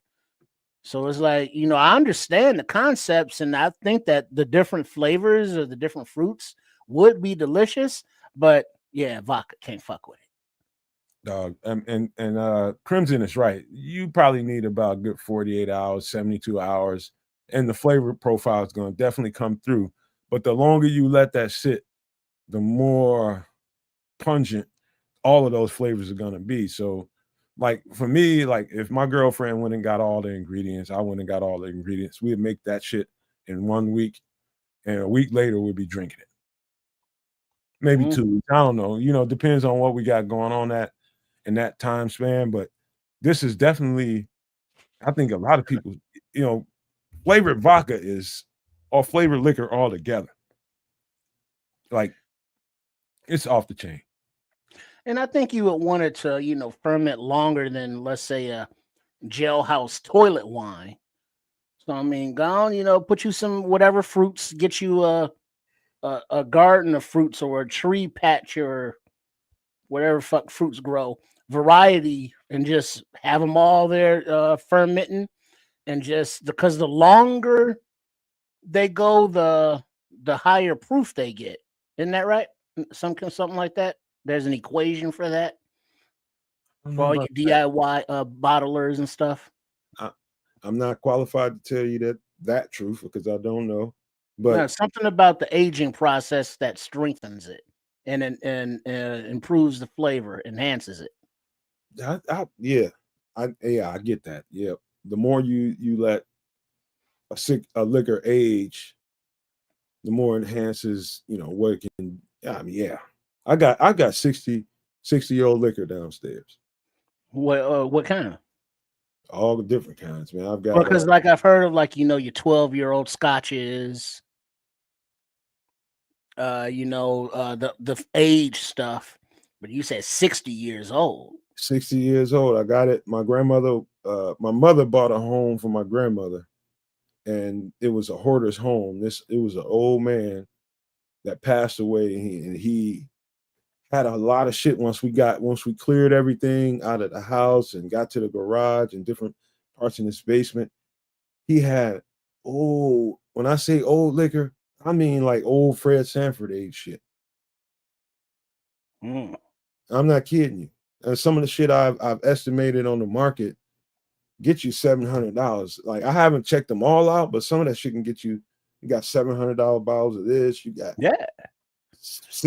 500, 400 bottles of that. But then the freaky thing, a lot of the people that can afford those bottles, it's not like they get them and drink them. They get them and put them on the shelf. I don't know that guy was thinking of that at the time. I think he was just buying shit. He drank some of it because you can tell if somebody was drinking some of it was, half gone. Some of it was partially gone. But I'm just thinking of a name. These were used. There's a name of a scotch and there's another wine down there. One of them is out of business, one of the wines. But the scotch, give me a good name of a popular scotch. Scotch. Dewar's, Johnny Walker. Keep going. Okay. Chevis Regal. This like 70, 60, 70-year-old bottle of that down there or two. Okay. I'm sure that's some smooth stuff when you sip on it now. We opened one that was like, I think that thing was like 23 years old. We opened that one. It gets to a point where it's like, I wanted to age and all, but I don't know I'm gonna live long enough for the next corking or opening. Yeah, go ahead, crack that open. Let me taste it and enjoy it now. It's about what do you value? Do you value the dollar amount that you can fetch from it, or do you value the experience, the taste and the experience, and just having an aged liquor? Yeah, I want to know what it tastes like. It's like, what makes this shit so special? Go, as opposed to hell, look, this is worth this much. I'm gonna sit it on my shelf now and keep the dust off, but I'm not gonna drink it. It's like, well, the wine or the liquor or whatever it is made to be enjoyed. So enjoy that shit. Another thing, I would encourage anybody that can to maybe invest in properties that find people that have hoarded. If it ain't totally nasty, where you got rats and roaches running up and through there, if you just got stuff in there and it's not nasty, it's just packed up with a lot of stuff, that might be a property worth investing in, man, because you never know. She didn't know that we were going to find that. All I know is I went over there to do a job for that situation, and she had some bums in there that was doing some of the work, and I seen them in there drinking liquor. Like, what the fuck? Where y'all getting this liquor from? They in there been cracked open some 30-year-old shit, and they just drinking the shit. I'm like, hey, get the fuck out of here, man. You know, that could be a nice either date day or if you're by yourself.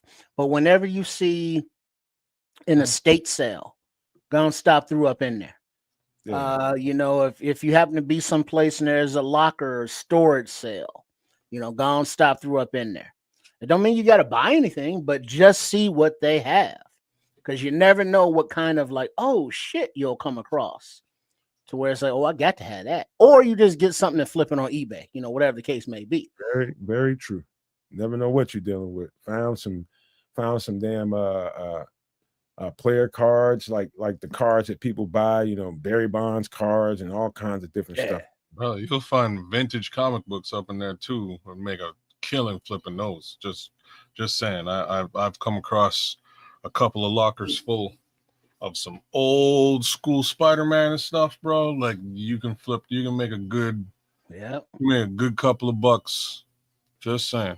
But and the beautiful thing about storage and old stuff is that when the people made their investments and decided to keep it as an investment property, that was a while back. And so all this has been accumulating in price over this time. And so when you come across it, now it's like, oh, you got a nice little come up. So it's like, go out and just, hey, babe, hey, let's stop here. And you're kind of going out on an activity, but you have an ulterior motive, trying to maybe get some come ups, but you ain't got to tell her that. But you know what I mean? So yeah, All right. No, tell her, she'll start hunting. She'll hunt, man. She'll get like. They'll go in there. Them women will get in there and they'll go hunting, man. They will find deals, and then come back to you, baby. Is that what you're looking for? And then he's right. Go hassle up on the man. You know what I mean? He's right. You put a girl on a mission like that. That's right up her alley. Hey, unbutton that top button, baby. It's all right. Oh, haggle up, bro. You'll get the deal of a lifetime. PlayStation Man 1994. He says I never had. No. Oh, you need. I know I missed the better part of the aged liquor conversation, but you need aged whiskey, aged scotch. Like Keith got in the chat. Glenlivet single malt, 14 years. They had an 18-year Glenlivet that they were giving shots out at the liquor store. It was beside. They had Glenlivet 18, and like I'm gonna give that away. But that's what I was like. What? And peach schnapps, and there was just a homie, and you walk in, and he's like, "Hey, would you like a shot of this or a shot of this?" I'm like, "Brother, what do you think I'm gonna pick?" And he just went straight to the Glen. Straight to the Glen. And he's like, wait, clearly, the Glen is free. You know what I'm saying? That clearly you want some of the Glen. I took it. Woo-wee, bro. I was like, how much is a Glen? It's like $200. Damn, I'm in here for like 8 cans of beer. You know what I mean? Like I came on a specific budget. I'm not here to buy $200 worth of whiskey. So what was that experience like? What did it taste like? Oh, bro, it was so smooth, bro. For just it was smooth. Can I tell you? This is burn. Well, whiskey's always gonna burn, but the burn was muted. It wasn't like it wasn't like a dirty burn. It was very smooth. Did it make you make a face? A face like, fuck yeah, I want to buy this. I want to find $200 to spend on this that I don't have. Okay, but can I explain the PlayStation Man 1994? My experience, and one of these guys can tell me if they experience something different. Like when you go buy whatever you buy normally at the store. Let's just say you buy a bottle of Jameson. Let's just say you buy a bottle of Jack Daniels.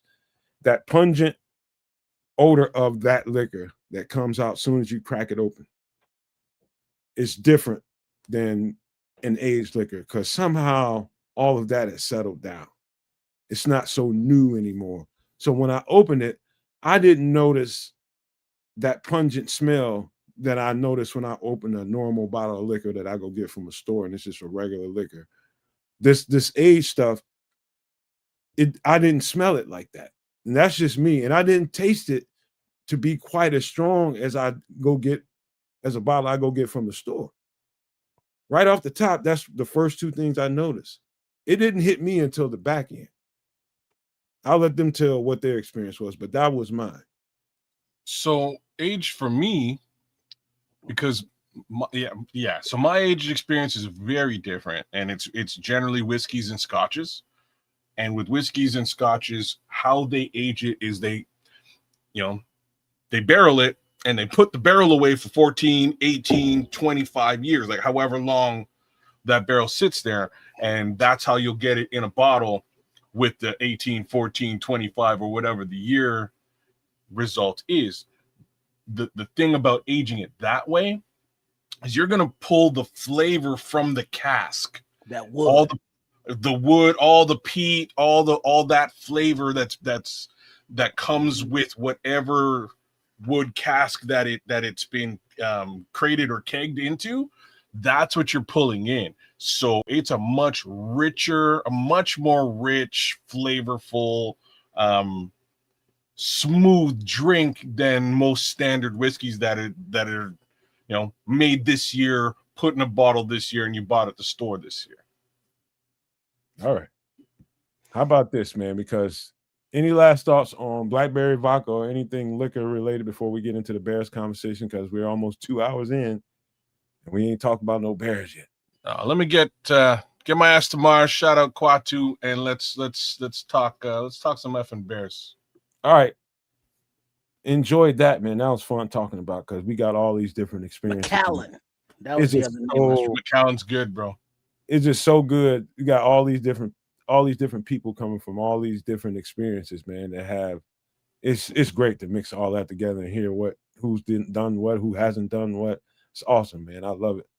All right, so we need to get to this. Let's get to this right off the top. Let's give a shout out to my boy DeAndre Swift, who has swam through a whole lot of negativity and a whole lot of criticism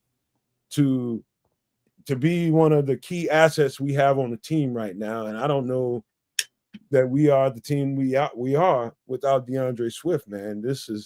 He's had an exceptional year, in my opinion, and it keeps getting better. The more and more responsibility, I think, I'm not even going to say that yet. I just want to give a shout out to DeAndre Swift, man, because I think he's been a dog since we got him. I think he's a special running back, and I'll stand by that. But any thoughts on player of the week, DeAndre Swift, FedEx, Aaron Brown? Trip, you want to go? Just real quick, I agree with it. Also, DeAndre Swift, along with, I believe it was Cal Monungai, the offensive line, and Kevin Byard made Chef Trip standouts of the week for that Philly game. So yeah, it's concurred from the sports Chicago style people. Well, at Kyzir Canuck definitely has some things to say about this, and the first one is, I didn't like DeAndre Swift the better part of last year and what he was putting out. I didn't like the way that shook out, and I was very skeptical of this season with DeAndre Swift as the bell cow back. Straight up and down, we've done an absolute 360, and my boy is running like you wouldn't believe. Most importantly, this week was a vendetta for DeAndre Swift. He went right back into Philadelphia and reminded them who he was, and I think he showed Chicago who he was too. So I just want to give a little bit of a little bit of extra props from my side of the fence to DeAndre. He really put it down this week, and God willing, he deserved Player of the Week. So kudos, bro. You killed it. You crushed it. You unalived it. Let me speak to Bishop real quick. Let me take DeAndre Swift down for a second, because just a little note to the side. I did talk to Aldo, and I'm gonna read what Bishop says. He says, now that we're talking football, let's send prayers to Aldo at the bar room, who had a stroke on Saturday. He's recovering and on the road to recovery.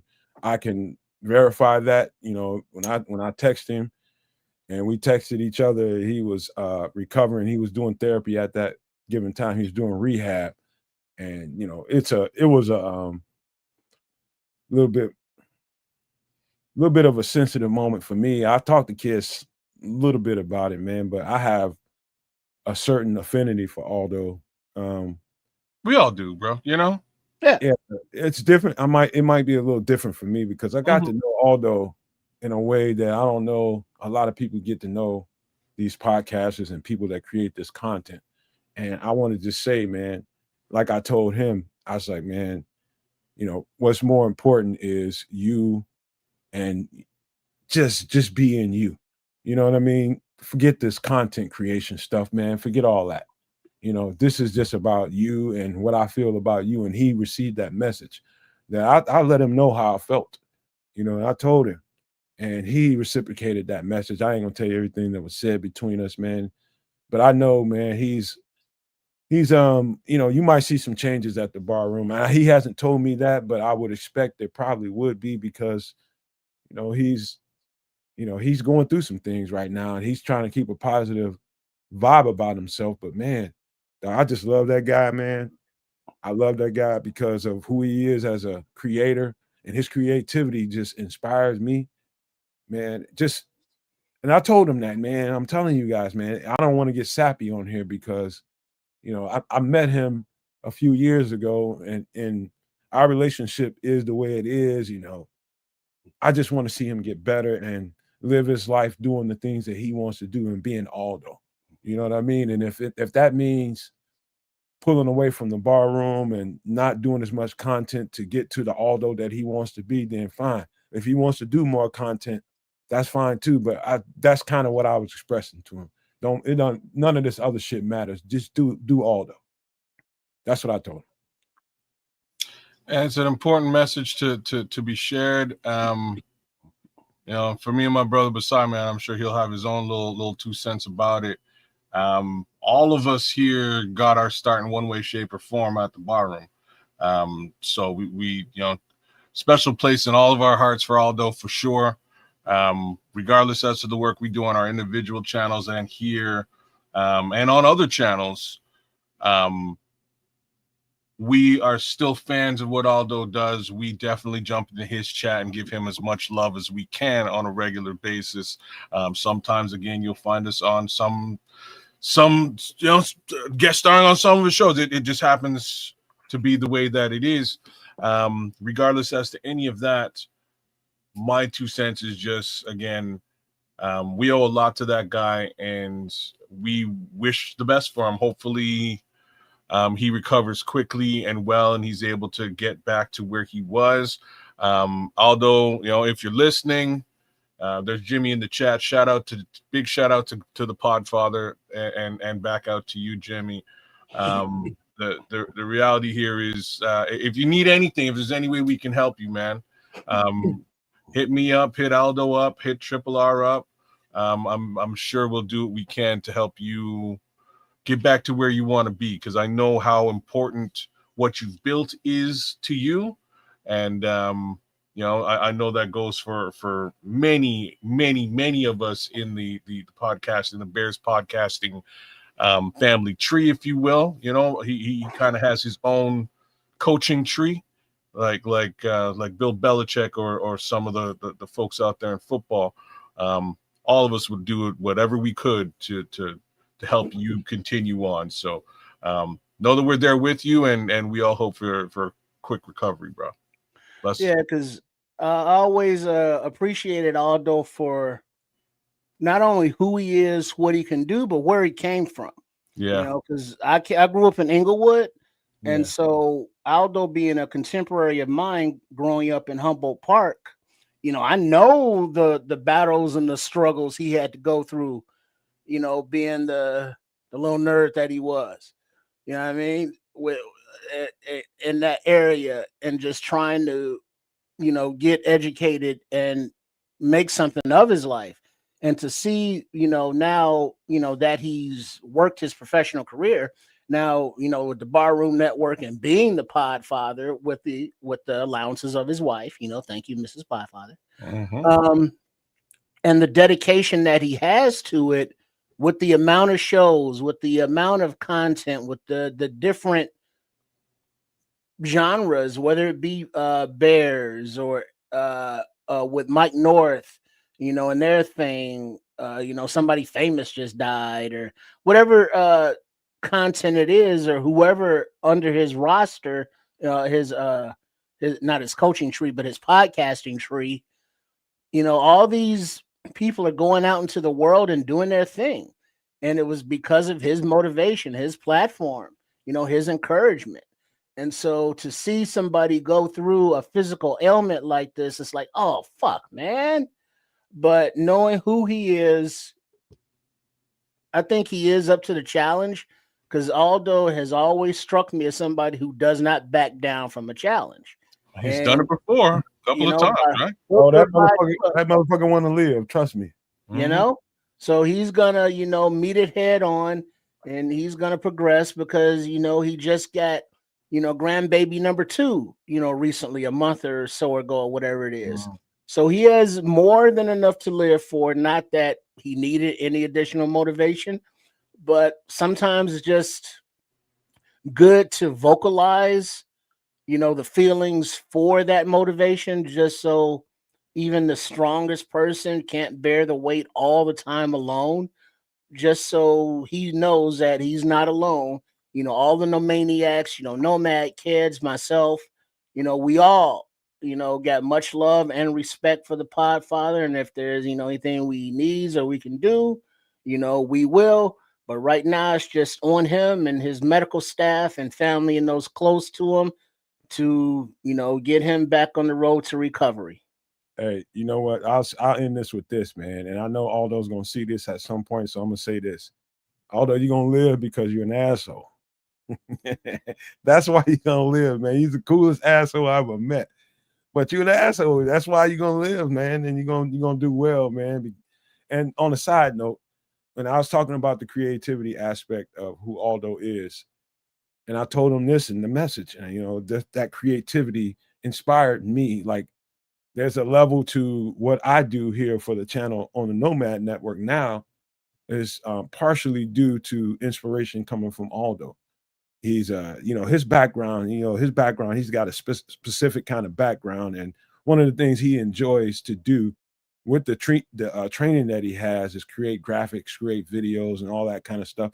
Nobody's making that shit for Aldo. Aldo's doing that.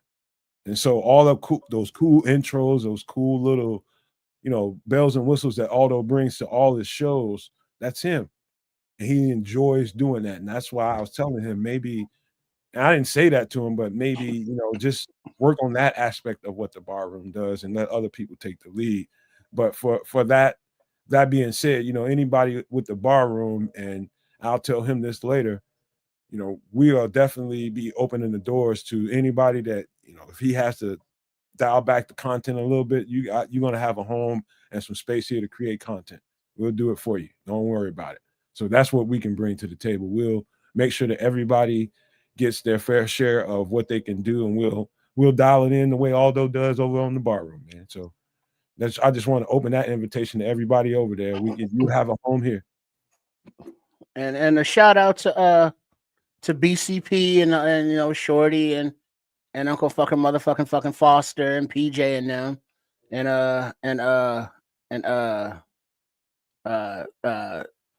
Thigh.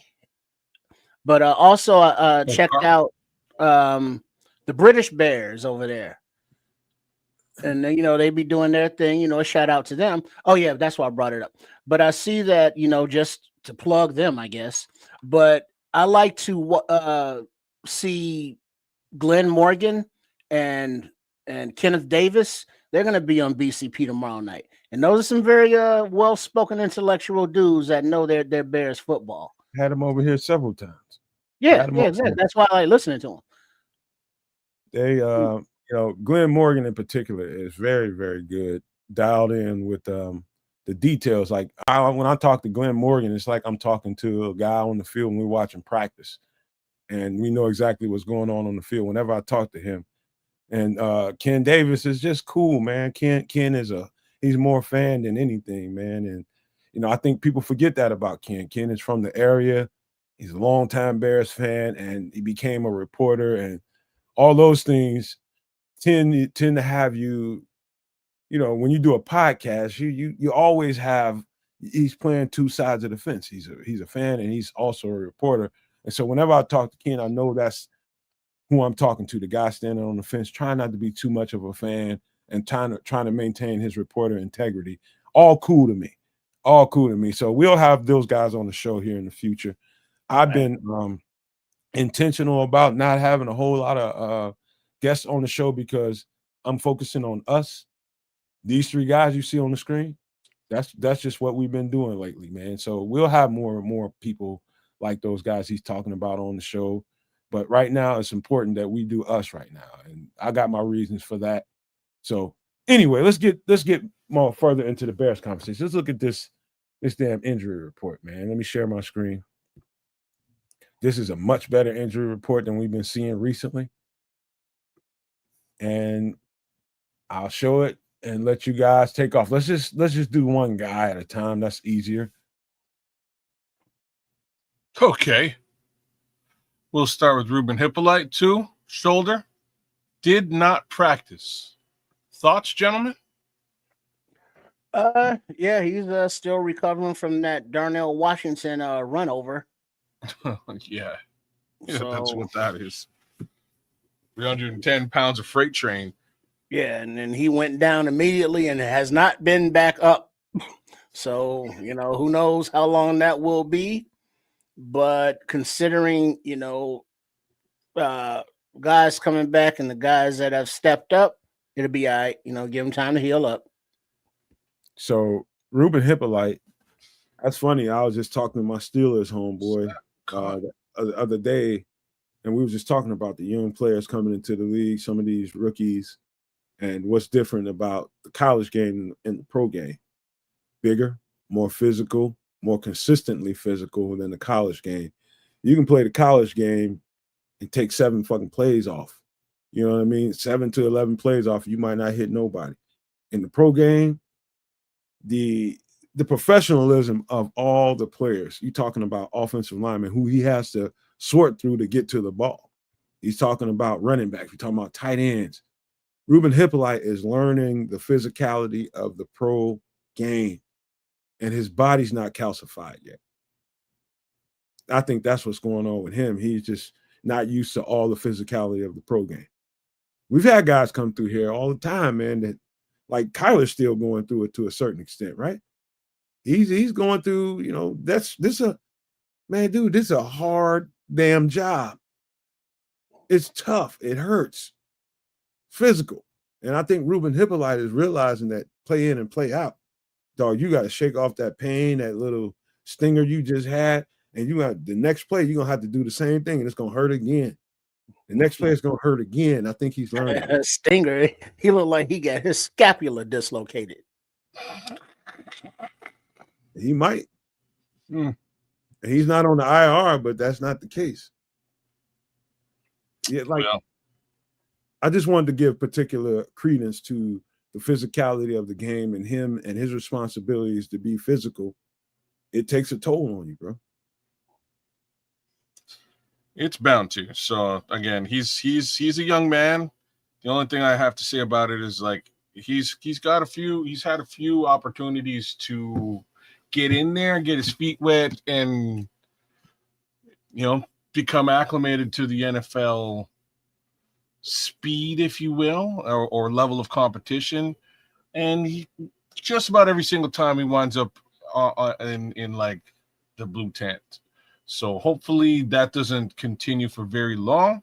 It is clearly a new level that you have to acclimate to. So, it's a rookie season. He's got a shoulder injury. Hopefully he'll be back in time to really, again, try to make that impression felt. But the reality for Ruben Hippolyte is he's behind at least 3 linebackers. Maybe Eamon Agbagbamiga at this point might have stepped up in front of him. So there's an uphill battle for him to get back on the field. You got to relish those opportunities and unalive it when you get the chance. All right, let's just leapfrog right on down to TJ, because Crimson is talking about it, and that's exactly what we should do, because these other guys, this is just what it is right now. I don't look too much into these injury reports, but what's important is how soon can we get TJ back? Lord knows it would be great to get TJ back for this Packers game. And he's limited in this practice. Crimson seems to think he's coming back this week. We'll talk about that in a second, but it would be nice to have him back, man, because he's the leader on in that front seven. He's the leader. He's the guy that calls the shots. He's the guy that guides the direction. He moves guys around. With the healthy TJ, we much more potent. Period. And those guys that have replaced him, D-Jack, DeMarco Jackson, great, played great. And if we got to go with him one more week, I'm happy with it. But it'll be nice to have TJ back in the mix. Trip. Yeah, it'll be good to get him back, but I just want to make sure that he's back for the season. You know what I mean? I don't want him coming back because he's like, oh man, I got to get back. Rivalry game, we're pushing for the playoffs, and then he's forcing the issue. As long as he's healthy, put him on the field. If he's not, 100%, Jackson and Amen, let them keep playing. So my little 2 cents about this is that I don't, just given what you just said, Trip, I don't know that he will be coming back ready, right? So what they're saying right now is the hand is going to be an issue for a little while. So he'll likely be playing with a club, worst come to worst. But the real worry for them right now is the hamstring. If the hamstring is okay, he can play with the hand. And that's what they're saying. So odds are, if he feels good, if the hamstring looks and feels good come Sunday, 8 p.m.-ish, 7 p.m., we'll say, we will likely see TJ Edwards on the field, which in my opinion, I'm kind of 50-50 about right now because of what Nomad said and the fact that those two backups have been playing pretty decently. So I guess we're on to Noah Sewell next, right? Well, before we go there, I just wanted one more thing about TJ that Tripp said that I think we kind of brushed over. What's more important for me, and I'm glad you brought it up, Tripp, is making sure we got him for the final stretch of the season. You know what I mean? If we gotta not have TJ for one more week and we gotta face the Packers, then so be it. I'm gonna be okay with it. I'm not gonna get nervous because of the way these guys are playing in his replacement. That's more important to me, is having your dogs ready for the tournament, the postseason rather. That's more important to me than having TJ ready for a game just because it's a rivalry. I don't give a shit. Get TJ ready for the rest of the season. That's the most important thing that can happen. Trips is right. Any last thoughts about that before we bounce down to Noah Sewell? Nah, Noah's next up. What are you saying? Noah Sewell, again, he's one of those guys. He's emerged as one of those key pieces that we can have out there. Same thing with TJ, in my opinion. Making sure that you have your key guys, your starters. You got 11 guys that you play with on a regular basis. You throw in another 3 guys that you might mix into the secondary. You know what I mean? As your key guys. You might play with an extra couple of safeties. You might play with a nickel corner, which is Kyler and everybody else that backs him up. The safeties.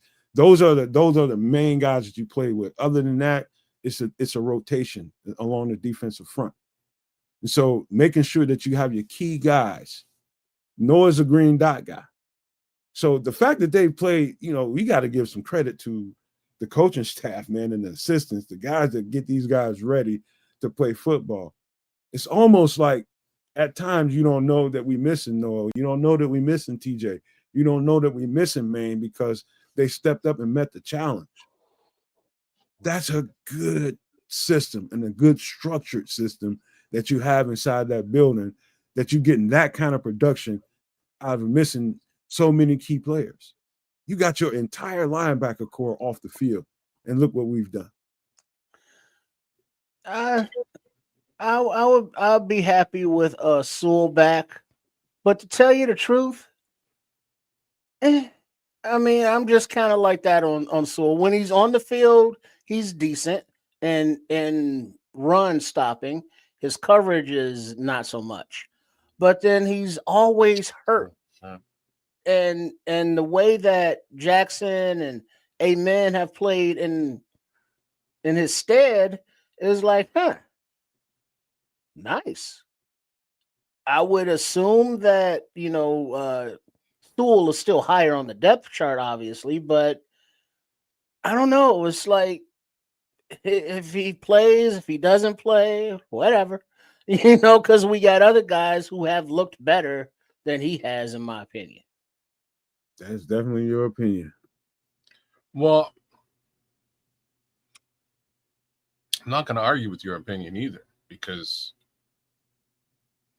I think Noah Sewell's played really good football, but where they get him, or where he's been traditionally got, is in the passing game to the running back. When he's caught covering a dynamic pass catching back, coverage ain't his forte. Happened with Aaron Jones, happened with a couple of backs this season. I can see that happening with Josh Jacobs this week. So that's the only area I'm slightly worried about. But outside of that, we need all the help we can get with respect to the linebacker core. So I'm super happy that he's back and ready to rock and roll. I'm just a little bit trepidatious, just given the way that DeMarco Jackson has been playing football these last couple of weeks, man. He's been doing a great job. More or less, Saquon Barkley, again, another pretty solid pass catching back. It's absolutely useless in the run game last week. The previous week, things looked ugly in the first half of the game. Things looked beautiful in the second half of the game. He's really stepping his personal game up. I'm just worried that bringing back Noah Sewell after a couple of weeks being off, I don't know if he's going to be up to speed and at the level that DeMarco's playing at right now or not. That's what I hope it's an upgrade is really what I'm trying to say. Well, I'll just tell you this. They're all listed on the depth chart the way they're listed for a reason. I'll just leave it there. That is fair. That's my take for the whole linebacker conversation. Any other? Let me see. Let me look at here. Tyreek not being there. With Jalen and Kyler back, you're not as worried. You're definitely not as worried with Tyreek missing now. With Jalen and Kyler back, you saw Kyler out there playing some of that Tyreek role. You saw Jalen out there playing some of that role. So they mixed it up really, really good. And I think that was helping to keep the team off balance. The fact that they was playing a lot of dime coverage, man. There was a lot of dime coverage out there. They was playing with multiple DBs, and I think they should continue to do that. In fact, I think after what they just put on tape against the Eagles, I think if the Packers are smart, they will design a game plan to try to exploit. And the only way you can really exploit having extra DBs on the field in a dime package is to try to run the ball. And I think that we've been pretty solid against the run. Pretty damn solid. And that's really the only counter you can have to a defensive coordinator putting extra defensive backs on the field, whether it be corner or safety. That's your only counter is you run the ball at that and see if they can tackle. We got some pretty physical dudes, man. Pretty physical, and I ain't worried about them in the run game. Yeah, if you're bringing in a defensive back like a CD Deuce or Kyler Gordon, they're very supportive in the run game. But then also see how they eased Kyler and JJ back last week, both on the left side, but they would, alternate reps for them. So they would each, could divide them up as they're just coming back from injury. But I could see the Packers not only trying to run against the dime, but anytime Nick McCloud is on the field, they might try to target him. Yep, like that's shout out to the chat on that one. So Crimson is saying, You said that. Well, he's saying something close. Like, as long as Nick McCloud ain't out there, I'm comfortable. So that's what Crimson is saying. That's a little. It might be a little bit much. I know you are a Nick McCloud fan, and I mean, when you look at the film, I guess that's where my perspective comes from. If you look at the game on his face, you'd be like, "Oh shit, Nick McCloud. Okay, you can." No, it's better than you think. He's playing better than you think. And if he gives up a couple of receptions here and there, that's just part of the game as well.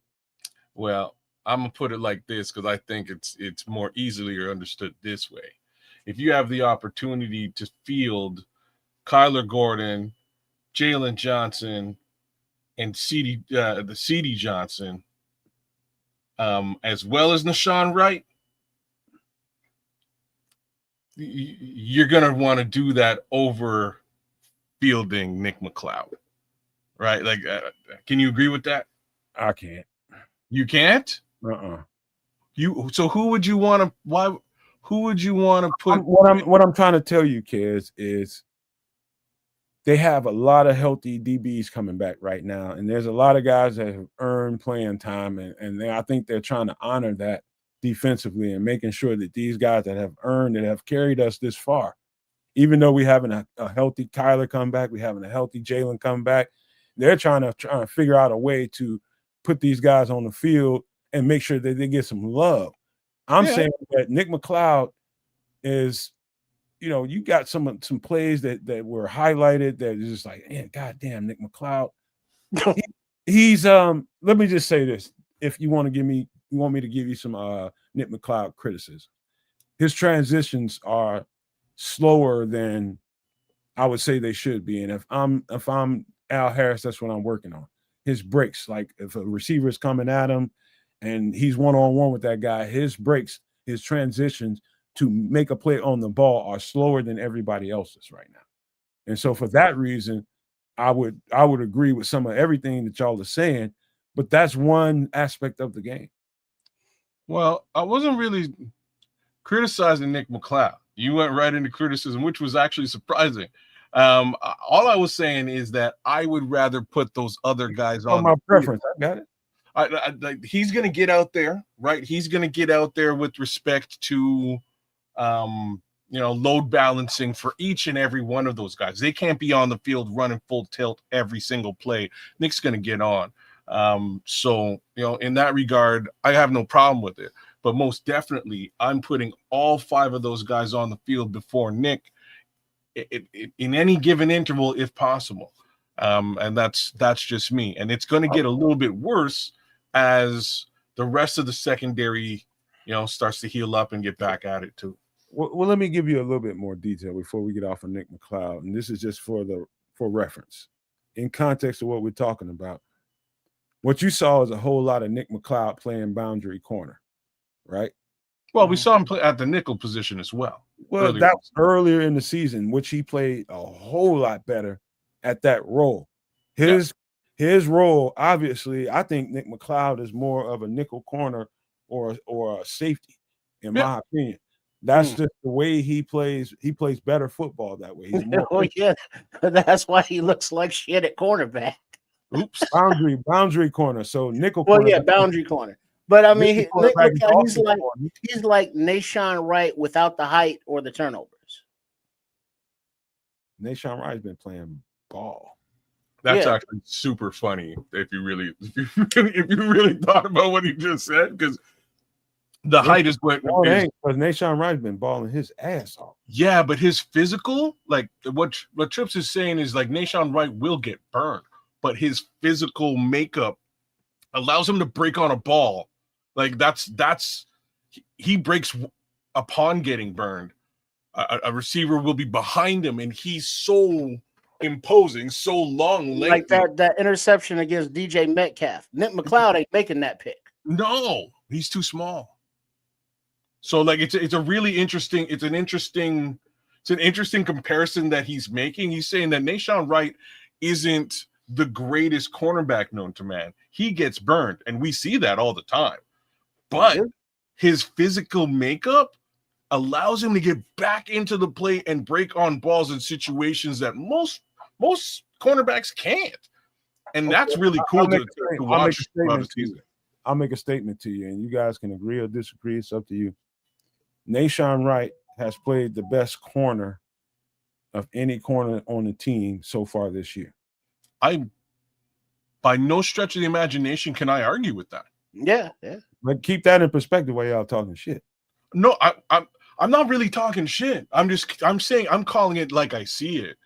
I watch Justin Jefferson burn the man a bunch of times in a game, but he's able to get back into phase because of his physical makeup, which is crazy to it's crazy to watch.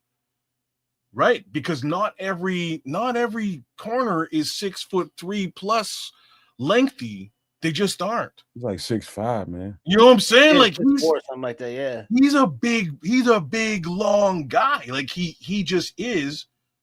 And yeah, he might get shook and he might get juked out on a route, but somehow that body he has gets him back into the play and allows him to break on the ball and make a play on the ball or make a play on the receiver. Bro, I put a Pro Bowl vote down for the homie. Like I'm just saying, I think he deserves it too. He's right. Oh, yeah, he's balling, and a lot of not a lot, but a few of the Keith, he does. Sure. Times that Nahshon Wright got burnt, it was because of confusion in the secondary between him and Byard or him and Brisker. Yeah. You know, it's like, oh, I thought you was. Oh no, I thought you was. You know, so that has happened as well. But yeah, the healthier the secondary gets, the better, because now it's December. You know, playoff push and all this stuff. You know, the higher depth chart guys available, the better. Man, that man has played some ball, man. I've watched. In fact, another conversation I was having with my Steelers homeboy, man, and we was talking about that. And I watched that guy get better and better and better while the season is going. I mean, from the first couple of weeks, man, we were talking so much shit about Nahshon Wright, and I've seen him make the tweaks to his game. Man, it is impressive, man. I can't really. It's hard for me to describe because I'm gonna get carried away with talking too much, and I'm trying not to do that. But I'm telling you, if you guys want to ever trust me about is a guy really, really striving and really, really just. He's been turned into a baller. Like on this team, he's almost like, even you give away the plays that, you know, Justin Jefferson got him on whoever got him on any given play. That's the nature of the cornerback game. You're gonna give up more than you get. You know what I mean? That's just how it is, man. You're at a disadvantage. You're playing with the back to the ball most of the time. People don't understand that, like, especially when you're playing a mostly man-covered system, which is what he's in. You got your back to the ball all the time, and everybody's judging, you know, how many catches somebody gets on you. It's just like, motherfucker, you come out here and do it then. You know so much with your fat ass. Bring your ass out. That's how I feel when I hear people complain about, oh, somebody's getting burned or this. Man, shut the fuck up. You don't know nothing about that. Well, I know he got burned. I'm not talking about you, Trip. Well, but that's the thing, though. You can't take it personal. Because when they get burned, they get burned. Let me express myself. The difficulty doesn't mean that they're a horrible player. What I'm saying, hold on, no, man. Because no matter how many times, like, Nahshon Wright has gotten burned this season, he has made so much money going into his free agent contract that does not matter. Because he's going against professional athletes that get paid too, and wide receivers. Yeah, we understand that. But when you get burned like a lot and a lot and a lot, that adds up. But he has played himself. This is his prove it year right now, and he's proven it. And so I think he's pricing himself out of, you know, the Bears market, and he's going to get his first substantial payday in the league. because he wasn't a top, tier recruiter or draftee or nothing like that. So this is his opportunity to get paid. And Al Harris, put him in this position. And I want Nahshon to get paid as much as possible. But I'm just afraid that, the Bears won't be able to do it. I don't think they have a choice. Whatever happens, my point and the premise that I'm trying to stick to here is what I'm seeing. What I'm seeing is a guy ascending. When I say ascending, I'm not fucking sugarcoating a damn thing. Nahshon Wright is getting better and better and better and better. Some of these highlight plays y'all keep seeing that y'all like, oh, god damn, he got hit again. It comes with the territory. I'm trying to tell you. It doesn't make, that just comes with it. Long as you make more plays than you give away, it's good. And I'm telling you, he is an ascending cornerback. In fact, he's one of the top cornerbacks on this team, with or without Jalen, with or without Kyler, with or without Tyreek. That's how good he's playing right now. That's my point. But shout out to Cloud Chasers Radio. He says Nahshon Wright, and shout out to the 499 chat. He says Nahshon Wright leads the league in turnovers in general. He needs to be getting an all-pro consideration. This is what I'm saying. Right? So I'm here's like the best way to view this whole thing. So just given the injury attrition in this secondary, Tyreek Stevenson was more or less moved to number one, to covering the number one wide receiver on any given squad. He's the only guy left to do it, which means that Nahshon Wright was guaranteed to be targeted more so than just about anybody else on this in this secondary. That's just what was going to happen. So yes, there are times when he gets burned because he's handling and managing a larger amount of targets, which speaks even more so to what you're saying, Nomad. Right? It speaks even more so to the fact that he's been getting better and better week on week on week. And as stated, given what Cloud Chasers is saying here, and again, big ups and thank you for the super chat. Hey man, he's pulling balls out of the sky. He's taking them with him. That's what's happening now. He's a little bit of a threat, and I think that quarterbacks should be aware that you can try to throw up a 50-50 ball against, this 6'3", 6'5" corner. It might be going the other direction, Jordan Love. So, for these reasons alone, again, we watched him get burned a bunch earlier in the season, and then we started to see what he can do when he gets burned. He can get back into phase. He can use his body to get in front of that football, and it's a thing of beauty. And we saw that a lot because he's getting targeted more so than anybody else. All that to say, I heavily believe y'all should jump in NFL.com and give this man a Pro Bowl vote. I think he and Byard, the two of them, if not a couple more players on this team, but definitely those two, deserve a Pro Bowl nod from anybody who's voting. I think anybody who's voting should be pointed at those two guys for sure. Kids, let me throw some icing on that cake for you, man, because I'm glad you're giving him that love, and I'm gonna give him some extra love because he deserved it. I watch cornerback. Of course, I'm a cornerback, and y'all know that's why I'm the way I am when we're talking about DBs, man. I just know that game, and like the back of your hand. Yeah. What you notice about a guy that is a legit 6'5" guy, man. He's 6'4", 6'5" easily. What I always notice about anybody that size, that long, and he's made like a pterodactyl, man. He's got long arms. He's got long freaking legs. Usually guys that size and length usually are long striders. You get guys that tall, they usually have a little bit longer stride than your average size person that's 5'11", 6 foot. These guys they take shorter steps. This guy has unique feet for his size. Unique, absolutely, for his size. He's a unicorn. And it's funny that he's been on the scrap heap of a couple of teams and not really given the proper opportunity. But somehow Al Harris took some kind of He saw something in him, and he just kept working with him, and did what he could to get him here in Chicago, and got him here, and the work continued. And you can see the results. This guy has unique feet. He's got a unique body type. Everything about him is unique, and he's a competitor. He's got all the ingredients. You wish he was a little, more heavy and more stout, but that doesn't stop him from helping out in the run game and being a force in the run game, because I see him week after week making sure that he's in on all the running plays that he can. He doesn't get held up in blocking. He sheds blocks well and makes a play when he needs to. That guy was probably one of the better steals of the offseason. I'm talking about in the entire league, not just on this team. That's what kind of icing I want to put on the cake of what I keep seeing on all 22. I'm telling you guys, man, this guy is playing some fucking phenomenal football. I agree, man. I agree. And just like Tripp's saying, if he winds up somehow finding his way out of Chicago after all this, he's getting paid large.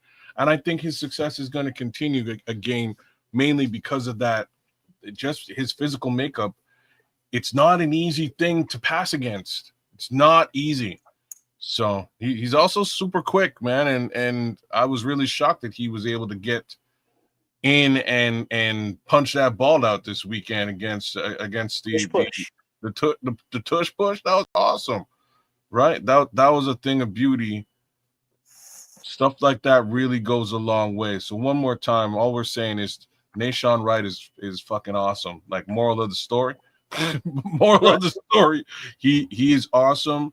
And as this secondary gets healthy and gets back at it, we're gonna have a really interesting rotation, because I don't know what you do.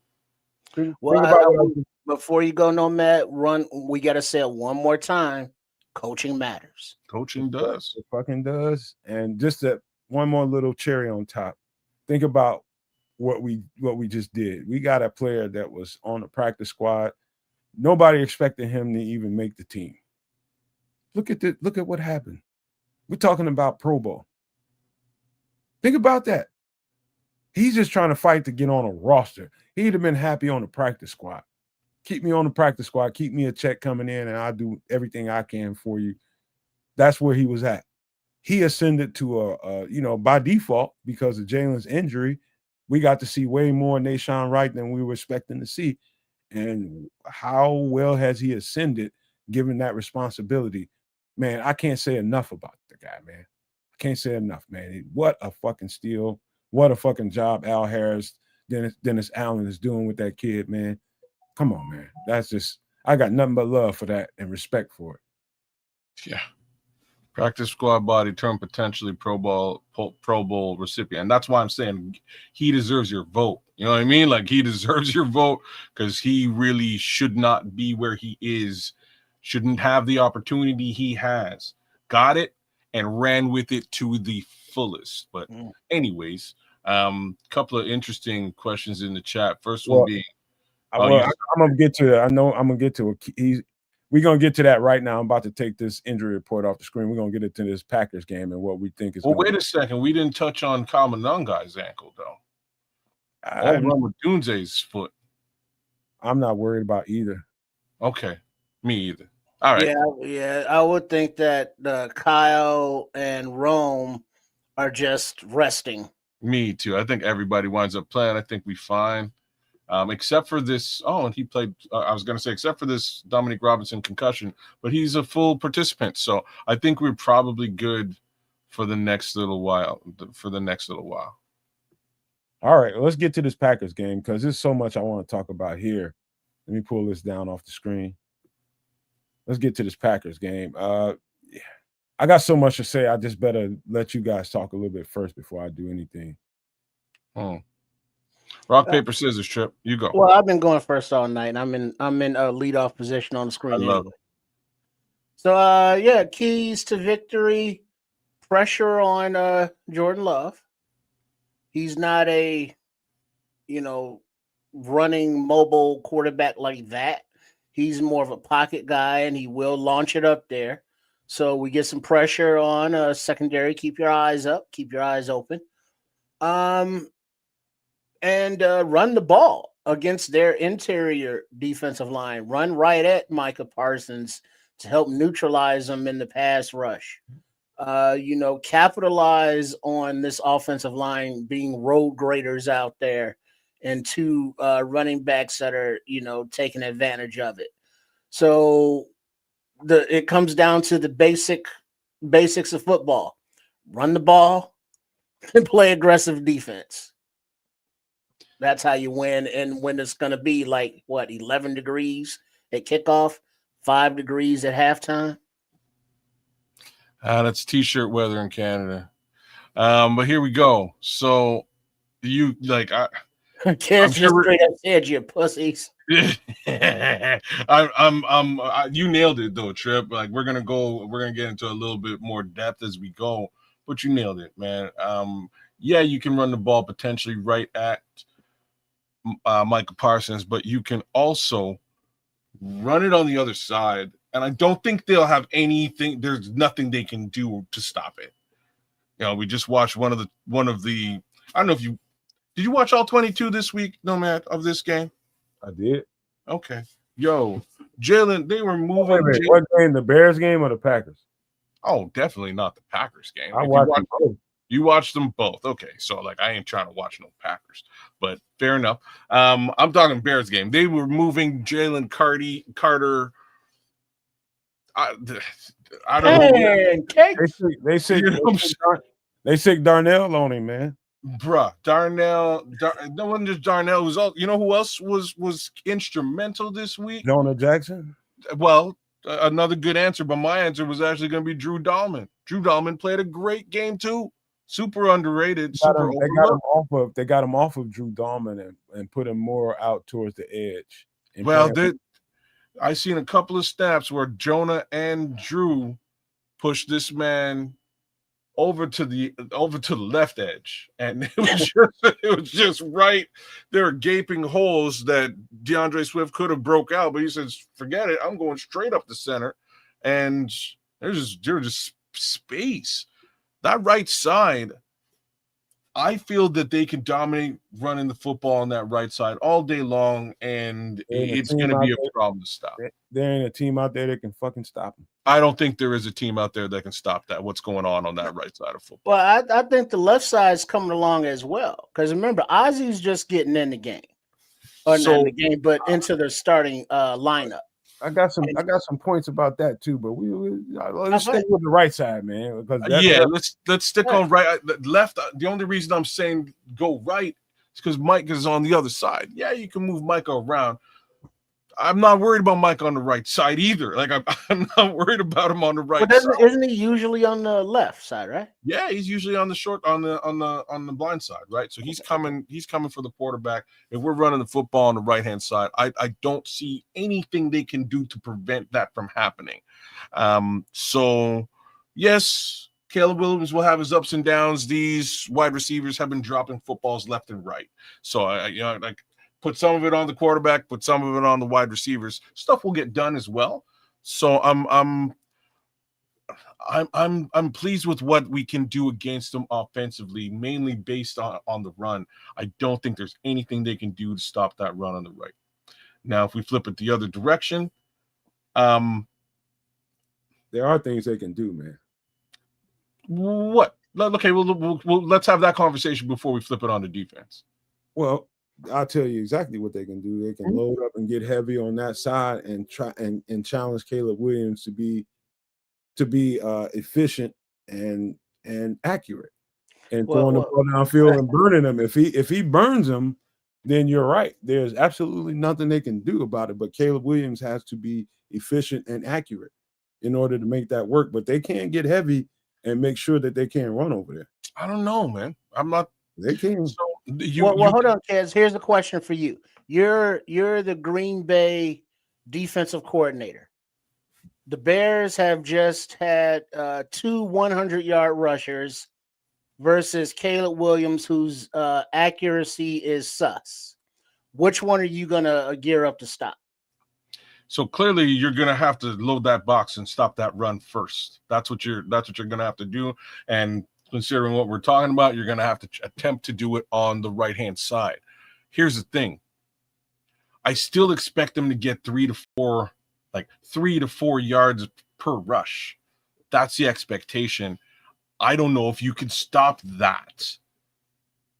If you can get 3 to 4 yards per rush, 4 times 3 is 12. You're getting a first down.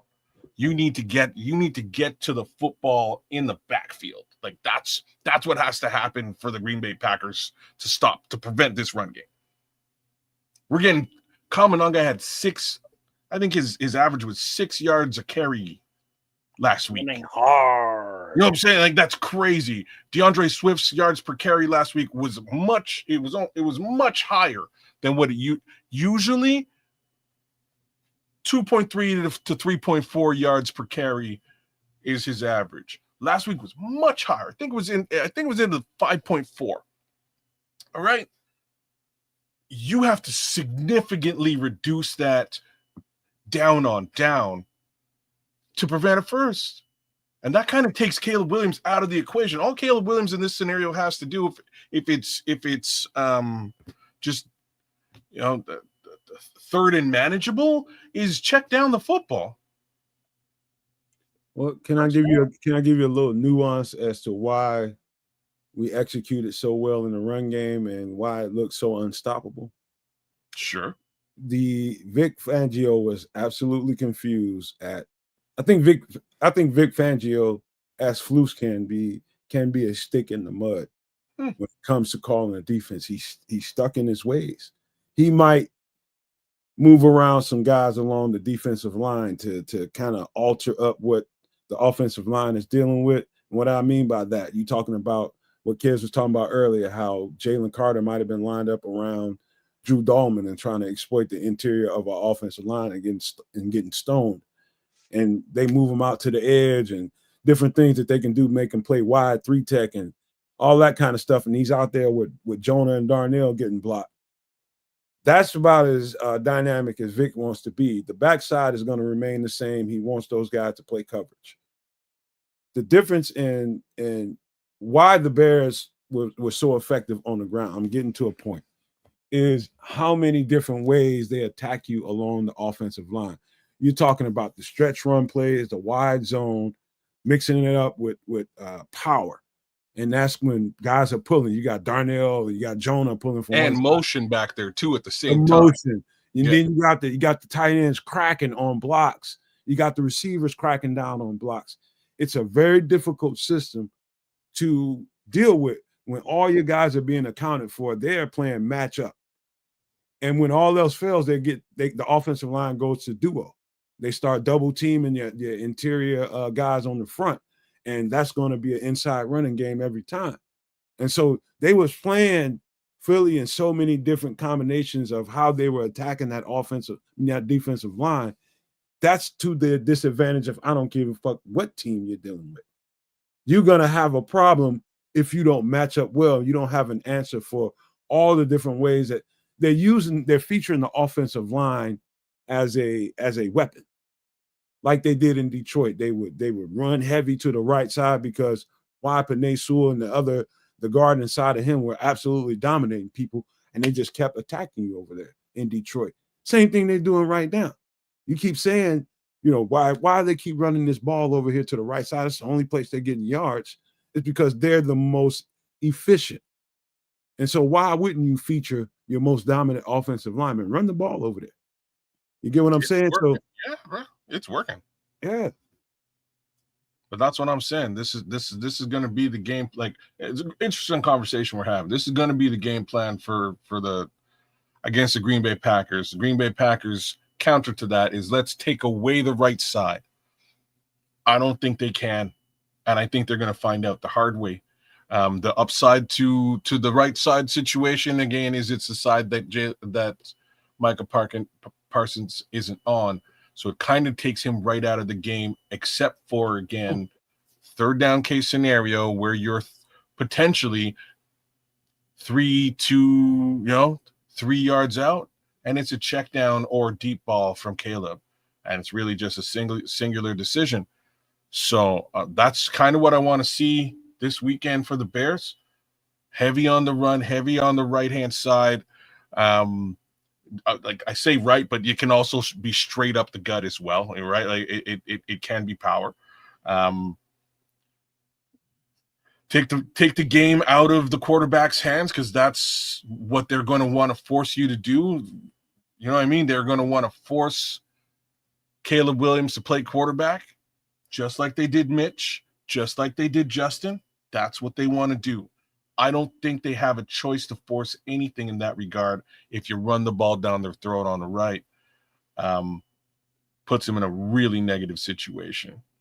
So that's my 2 cents on how we can beat the Packers this week. It's clear and easy if you look at what I've seen, that the Packers will try to do anything. They will try to adjust and move the size of the offensive line to the right side. And I know Ben Johnson knows that. What he's been doing, and you got to give Ben Johnson a lot of credit, he's been out coaching motherfuckers, man. He has been. Yeah, Coach Football Psycho been on that shit. You're damn straight, Football Psycho been doing it. I don't know. Like I said, like last week, he had to take 5 and get back to, what was working, and he did, and it worked. So I don't want, you know what I mean? Sometimes he gets a little bit ahead of himself. I got to laugh. I was a little worried. He wants, and this is clear and obvious, he wants his passing game to rule the world. And it's just not quite there yet. Boys, when it's there, NFL domination. Like, you know what I'm saying? Like, what I'm looking at right now with this team and what they're doing defensively in the run game, just offensively in general scheme, when that passing game finally clicks, when it all starts working, oh boy. Hey, did you see the comment that Ben Johnson made this week that we're winning because of our running game and not because of our passing game, or to the effect of we're winning because of our running game in spite of our passing game? So he's very aware of the shortcomings of the passing game, and he's vocal about addressing them. So yeah, it's something that we've heard Ben Johnson say, yeah, we need to fix this, and it got fixed eventually. Cleaned up the penalties, better discipline on the field. They're starting faster in games. They're more cohesive throughout the games. The time management, clock management is getting better. So as he makes the press conferences and people aware that, hey, I see these issues, we see these issues watching the game and talking about the game ad nauseum, the games plural. So he is growing on the job, learning as he's going, and he's not making the same mistake twice, and he's progressing and getting the best out of his locker room. So whatever the Packers defense throws at Ben Johnson this week, it's like, all right, they know that, all right, the Bears are going to want to run the ball, so we're going to gear up and run and stop the run and make Caleb Williams hurt us with his arm. So, Coach Ben Johnson knows that this is probably their plan. So there is the aspect of we're going to line it up and we're still going to run it, to the right because that's what we do. Or, yeah, we're going to do that a little bit, but we're going to bait you so much into believing that and calling defenses for that we're decoying these other plays or what have you. So, the counters to what he expects them to do to stop this offense. That's when you get into the chess matches and all that fun stuff. All right. One last thing I want to say about this matchup. It might be the most important thing that, in my opinion, that we've said all night as far as this matchup goes, is the way, if it's me, we got all this history, we got all this residue to pass. I don't know how many years Aaron Rodgers has been here, and they've literally, and I hate to say it, they've owned us for the most part. Outside of that game last year that didn't count for shit, they've owned us. This rivalry has made us sick. It has made us probably mentally unstable for a lot of people's cases, man, because people can't take losing to the Packers and them having so much dominance over us. This is what I can say to that in context. This is the medicine to deal with the Packers this week. Don't worry about what Green Bay Packers can do to you. Make the Packers worry about what you can do to them, and we'll win the game. If the game is designed, I'm talking about the play call, the structures, every play that they pulled up for this game is designed to attack the Packers and not worrying about what the Packers can do to you and Micah Parsons and all these different things that they can do offensively and defensively. If you design this game plan and be in attack mode, which I know Ben Johnson has to be thinking that. You ain't worried about what the fuck Micah Parsons can do. Jordan Loves, any of those receivers, the running back. Don't worry about that. Design the game plan to attack them. Don't worry about what they can do. And I think we beat these motherfuckers. I'm not saying we're going to blow them out because it's a rivalry game, but I'm saying we're going to convince them that we're the most dominant team in this game Sunday. You know, did you ever feel that the Eagles game was it felt the score felt closer than the game felt to me? Yeah, Kids was the only one worried. I was just worried about, like I say, I was just worried that I couldn't quantify why he was trying to pass the ball in the situation he was in. We're leading, you're putting the ball in harm's way, and the passing game it's not clicking. Run game is running ruckshot all over this team. We're bursting holes left, right, and center, and you want to throw the football. I'm sorry, I was not with it, and like neither was 90% of the chat. But then he clued in and he did the right thing. But regardless as to all of that, when I was brooding, the score was 10-9. And even at 10-9, this game did not feel like it was out of hand. Not for a second. We was owning them in the trenches, bro. Yeah, all night, all game long. So I expect that to continue. Hate to say this, Philly fans, if you're watching, shout out to myself and my boy D Nice on the Superflex show last night. We both have a strange feeling that the Chargers are going to walk right into Philadelphia and do the same thing with Omarion Hampton and Blake Corum this week. After watching what we did to them, I think those boys are going to run all over Philadelphia too. It's going to be a problem. But back to where we are against the Packers, I think we got to flip the script here and look at the defensive side before we move on to other conversations. And I think we have an interesting goal there too, more or less. A lot of what we just finished watching this week defensively, layer in a little bit of Kyler Gordon and C.D. Johnson here and there to add that added pressure on Jordan Love in key downs. Hopefully we can get some pressure with the front four. Grady's been playing much better football. I don't know if everybody's been noticing, but Grady Jarrett is starting to make his impression felt now later in the season than he was earlier in the season. He's been all these things. What's that? He's been dominant. Yeah, he's playing. You were saying?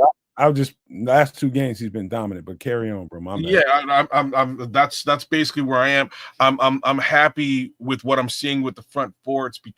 It's adding a bit more pressure. But again, you layer in CD and Kyler, and now you've got a manufactured pass rush from nowhere. So with that being the case, that's very interesting. I'm not sure how that is going to bode for Jordan Love. Jordan Love has a tendency, but he's accurate as all hell. You got to put this out there too. He does have a tendency to get in those situations and float one. Chuck it up. And when he chucks it up, for the most part, his guys go out there and it's 50-50 and they pull the ball down. That's what's been happening. Well, I don't know if that happens this week with Nashawn Wright playing the way that he's been playing, with Kevin Byard playing the way that he's been playing, and with Jalen Johnson back. Well, let me throw 2 cents in on that, kids, because I'm glad you brought that up, because I'd have been out of this conversation and on to a whole other one without you mentioning that. Mm-hmm. And that's a very important nuance to the stuff that I see on tape.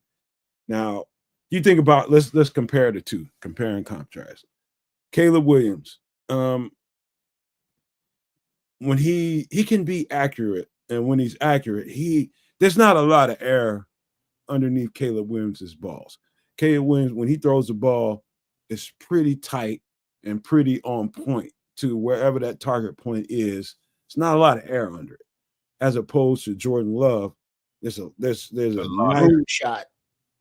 nice amount of air under his balls. Yeah. Why do I say this is important? Jordan Love's his highest accuracy to me, and it might be some stat to probably disprove what I'm saying, but this is just the way I see it. There's the stat right there. +3 Jordan Love turnovers. So he doesn't have a lot of turnovers on the season at all. Okay, I expect there to be a couple this weekend. But this is where it gets a little different. To me, Jordan Love's best football is when he's attacking the middle of the field, whether it be in the short area, whether it be in the deep third, wherever it's at. That's, to me, when he's the most dangerous, when he's attacking that part of the field. He's okay underneath with some backup linebackers and some less than capable, linebackers in coverage against this team, and he'll probably try to exploit that. You might have TJ ain't the best coverage linebacker. I'm just being honest with you. Mm-hmm. Maine's the best coverage linebacker we have on the team. I agree. By far. That situation is something that we probably should have talked about a little bit more, but we got time we dealing with. But the most important thing I'm talking about with the trajectory of the way Jordan Love throws the ball down the field, when he's going after that deep third in the middle, guess who's back there? Kevin Byard. With all that air under the ball. Not a good scene. Exactly. Now you do that against your number 2 target, because Jalen Johnson's blanketing your number 1, and you've got a 6'5" cornerback over there who's been pulling down. He's been pulling down balls all season. So these are the 2 areas. You're nailing it, bro. These are the 2 areas where Jordan Love is dangerous. So are the Chicago Bears from a secondary perspective.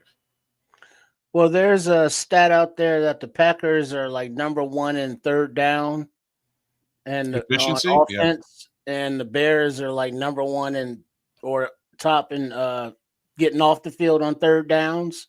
So something's got to give. Mm-hmm. But with the blitzing capabilities of a CD Deuce, of a Kyler Gordon, of a Kwani B, and seeing how Dennis Allen is designing these different looks, when they have all, most of the guys up on the line, and the offensive line is like trying to figure out who's blitzing, and then, they drop back and just rush a 4, or they blitz and they get somebody, to get free. It's very creative how Dennis Allen does this. And now as he's getting these horses back, it's going to be more confusing for Love, and that's his thing. Get him confused, get him shook, and he'll just chuck it up there. And, now you let, Byard or Wright or anybody else, who, those 2 just happen to be leading, the NFL and, turnovers, but having those guys out there is going to be interesting. Now, as long as the Bears hold up against the run and can cover the screens that Green Bay likes to throw, I can see Dennis Allen getting the best of Matt LaFleur. Man, you said it, boys. I don't. Again, this is a Bears podcast. Maybe we're being biased. Well, I just got to throw out the obvious shit, but no, I don't think we're being biased here at all. What the fuck we ain't. I don't think we are at all, man. I think this is a very interesting matchup. I think this game was flexed up to 8 o'clock for all the good reasons. It's made I think this is going to be one. This is a prime-time football game we're about to experience on Sunday, and I think the Bears are in favor. It's going to be the best game of the season, or it's going to be a fucking blowout. I gotta check it's going to be a Gambling situation. it's going to be a blowout. Check the gambling situation. Well, I think the Bears are 5-point dogs. Oh, that's what I'm trying to say, man. Oh man, I'm not even a better. On Friday, I got to put some money on this game, boys. Y'all give me a couple of seconds, man. I gotta pop out for a second. But see, I'm not even a better, and I saw that, and I was like, oh, because now if you think about it, the pressure is on the Packers. You know, they've had their coach in place for 7-8 years now. You know, they're paying their quarterback who's been in place for many years now, $50 million. You know, they've traded for Parsons. So they're basically all in on this season. Whereas the Bears, it's like, hey, Ben Johnson, first time head coach here. Nice to meet you. Oh, yeah, we're kicking ass, taking names, and we're not really taking any names. So, you know, all the pressure is on the home team. So, you know, this is the Bears basically playing with house money. Brother, we don't have anything to lose here. And like what you're saying is that Bears are leading the NFC. We're walking into a situation where, you know, let's play some damn good football like we've been doing every single week. There's really nothing to lose. You visit these guys in 2 more weeks anyways. So you go and you play some damn good football. I'm looking. I gotta see what the. Okay, the odds are not as great as I was hoping they would be, but I bet you that's because I live in Canada. They're trying to stiff me. I gotta keep my eyes peeled, man. But I'm very tempted in putting some solid money just squarely on a Bears win this weekend because I usually do a parlay to try to get my money up. I'm like, if the odds are real nice, I'm saying screw it. I'll just go straight up Bears win. I don't see much preventing that this time around. This is definitely worth my money. For as long as I've lived and done a little sports gambling here and there, I generally avoid the Bears versus Packers situation. This time around, let's go. All right, what we got to do is I almost said parlay, but we got to part this Bears conversation and get into something else, man. And I'll lead this conversation off like this. Ain't nothing sacred anymore. There's no guarantees. There's no assurities in life at this point, especially in society. So what do you do in events like this?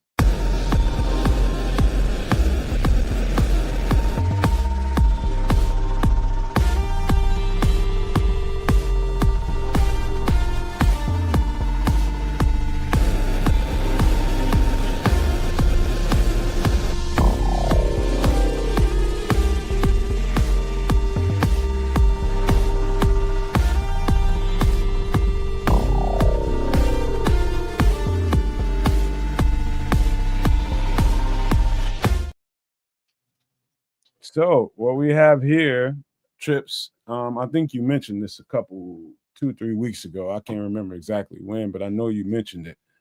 Talking about, under these circumstances where when things break down and you don't have regular services going on in society, and you run out of everything you have in the house, and now you got to start thinking about, let's just say you can't even stay in your house and you got to move around and you need to depend on nature. What is this you see in front of you, Trips? All right. The Complete Guide to Edible Wild Plants, published by the Department of the Army. And I would be like, yeah, because just thinking about, mushrooms, there's a shit ton of different mushrooms that grow, but not all are edible. Just think about the daisies, the dandelions, any wild plant. Some of them are edible. Some have medicinal purposes as well. But just looking at the edibles, if you need to, feed yourself, you can go out and forage for, whatever plants they may be, and you can, sustain yourself by getting the nutrients from the wild that are, is just knowing what is good for you as opposed to poison. Amen to that, Kez. I'll let you give your take before I clean up. Yeah. Looks like whatever you can find out in the forest that you can potentially eat in a worst case scenario that won't kill you. Because like some of the stuff out there, sorry, will unalive you. Absolutely. It may happen. Absolutely. I think this is probably one of your top 10 must-haves in your prepared situation in your home, away from your home, or just having it. Best, it's almost like hazmat. I look at these two books as the same thing, but in a different genre, right? Edible, there's all kinds of nature that's there to sustain you. All kinds. All this, let's just say 85% of the stuff out there grown naturally is there to help the humans or the animals or whatever beings there are out there that need sustenance. Knowing what those things are is the most important thing ever when it comes to a survival situation. You have to have this in your repertoire. You need to know what the shapes of these leaves are and know what's good, what's bad. Let's just say you got a oak-shaped leaf growing off a tree. This looks fine, and it's growing some chestnuts or something on the top. Whatever you think about it, guess what? At the bottom of that tree, if you see some little red berries growing off of some of the foliage that's coming off of there, growing naturally, guess what those little red berries are telling you? Don't eat shit that's coming off this tree. Yeah, that's poisonous. So this thing has toxic, dynamic, absolute. This some of the stuff out here is fatal. Absolutely fatal, depending on how much of it you ingest. It can definitely, it'll do you in. You just can't eat anything and everything. And there are things that are edible that, plants in this case, that you wouldn't know. Not that a coconut is a plant, but if you were not aware that you could break open a coconut and it has, its little milk in there and you could eat its innards, you would just think it was a big ass old rock or something. These plants that are growing out in some of these prairies and fields or mountainsides or streams or whatever, it's like, it's just some, grass, weeds, or whatever the hell's growing. It's like, nah, you can eat that stuff. You could gather, a pocket full or a basket full, put into boiling water. You can make a lot of teas, a lot of soup seasonings. Y'all be hating on bay leaves, but you can get you some natural bay leaf out in the wild. You know what I mean? I'm sure there's something in this book about where some plants may be for consumption, others may just be for seasoning. To tone down the flavor of this plant or to enhance the flavor of that plant. Because it's all nature and it works together. And as the teacher KRS-One said, I will give you all the seed-bearing plants and fruits for you to use. I thought he said whoop whoop. That's the sound of the police. Well, that was a different joint, but yeah, there's many. Thank you very much. Okay. But yeah, it's knowing the right ones, and you can sustain yourself for a very long time without a grocery stores. But you have to have that knowledge, and you can't say, well, I got Google on my phone. It's like, nah, you actually need books because electronic devices, EMPs, ain't not working no more. Or, whatever the case may be, you don't have a battery, you don't have access to anything electronic. So you need the old, illustrated books, or, you make you some flashcards, or you use the internet now and you print up hard copies to have in your shelter, in your bunker, or wherever your place is that you're going to be able to stay, live, or you actually get the hard copy of the book and keep with you if you're transient and going to be on a move to maybe get to a more secure, permanent location, and you won't need to sustain yourself on the way. Whatever the case may be, this is something that is useful. It may suck because you got to hump it or carry it, but it will be it can keep you alive, help keep you alive. Couple of quick notes here.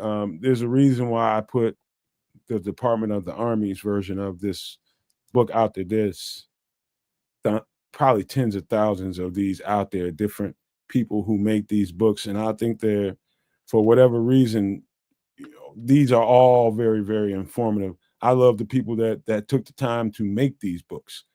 You know what I mean? We're paying the government out of our taxes a whole lot of money. They damn well better have a good guide out there to keep people safe and healthy. And I'm grateful that our tax dollars got spent on something like this. This is a very good version of what you need to know, man. Straight up, you like, one of the little tips I learned from a Marine was, like, if you're in the forest, like, this is different than around your house or in your neighborhood. This is completely different than in the forest. Why? Is because people maintenance the things that come out of trees in the neighborhood or in the yard. They take care of those things. Over time, sometimes poisons and toxins come out of dead foliage and stuff that comes out of trees, leaves and all that kind of stuff. And let's just say some of the stuff that you see growing up and around a big tree.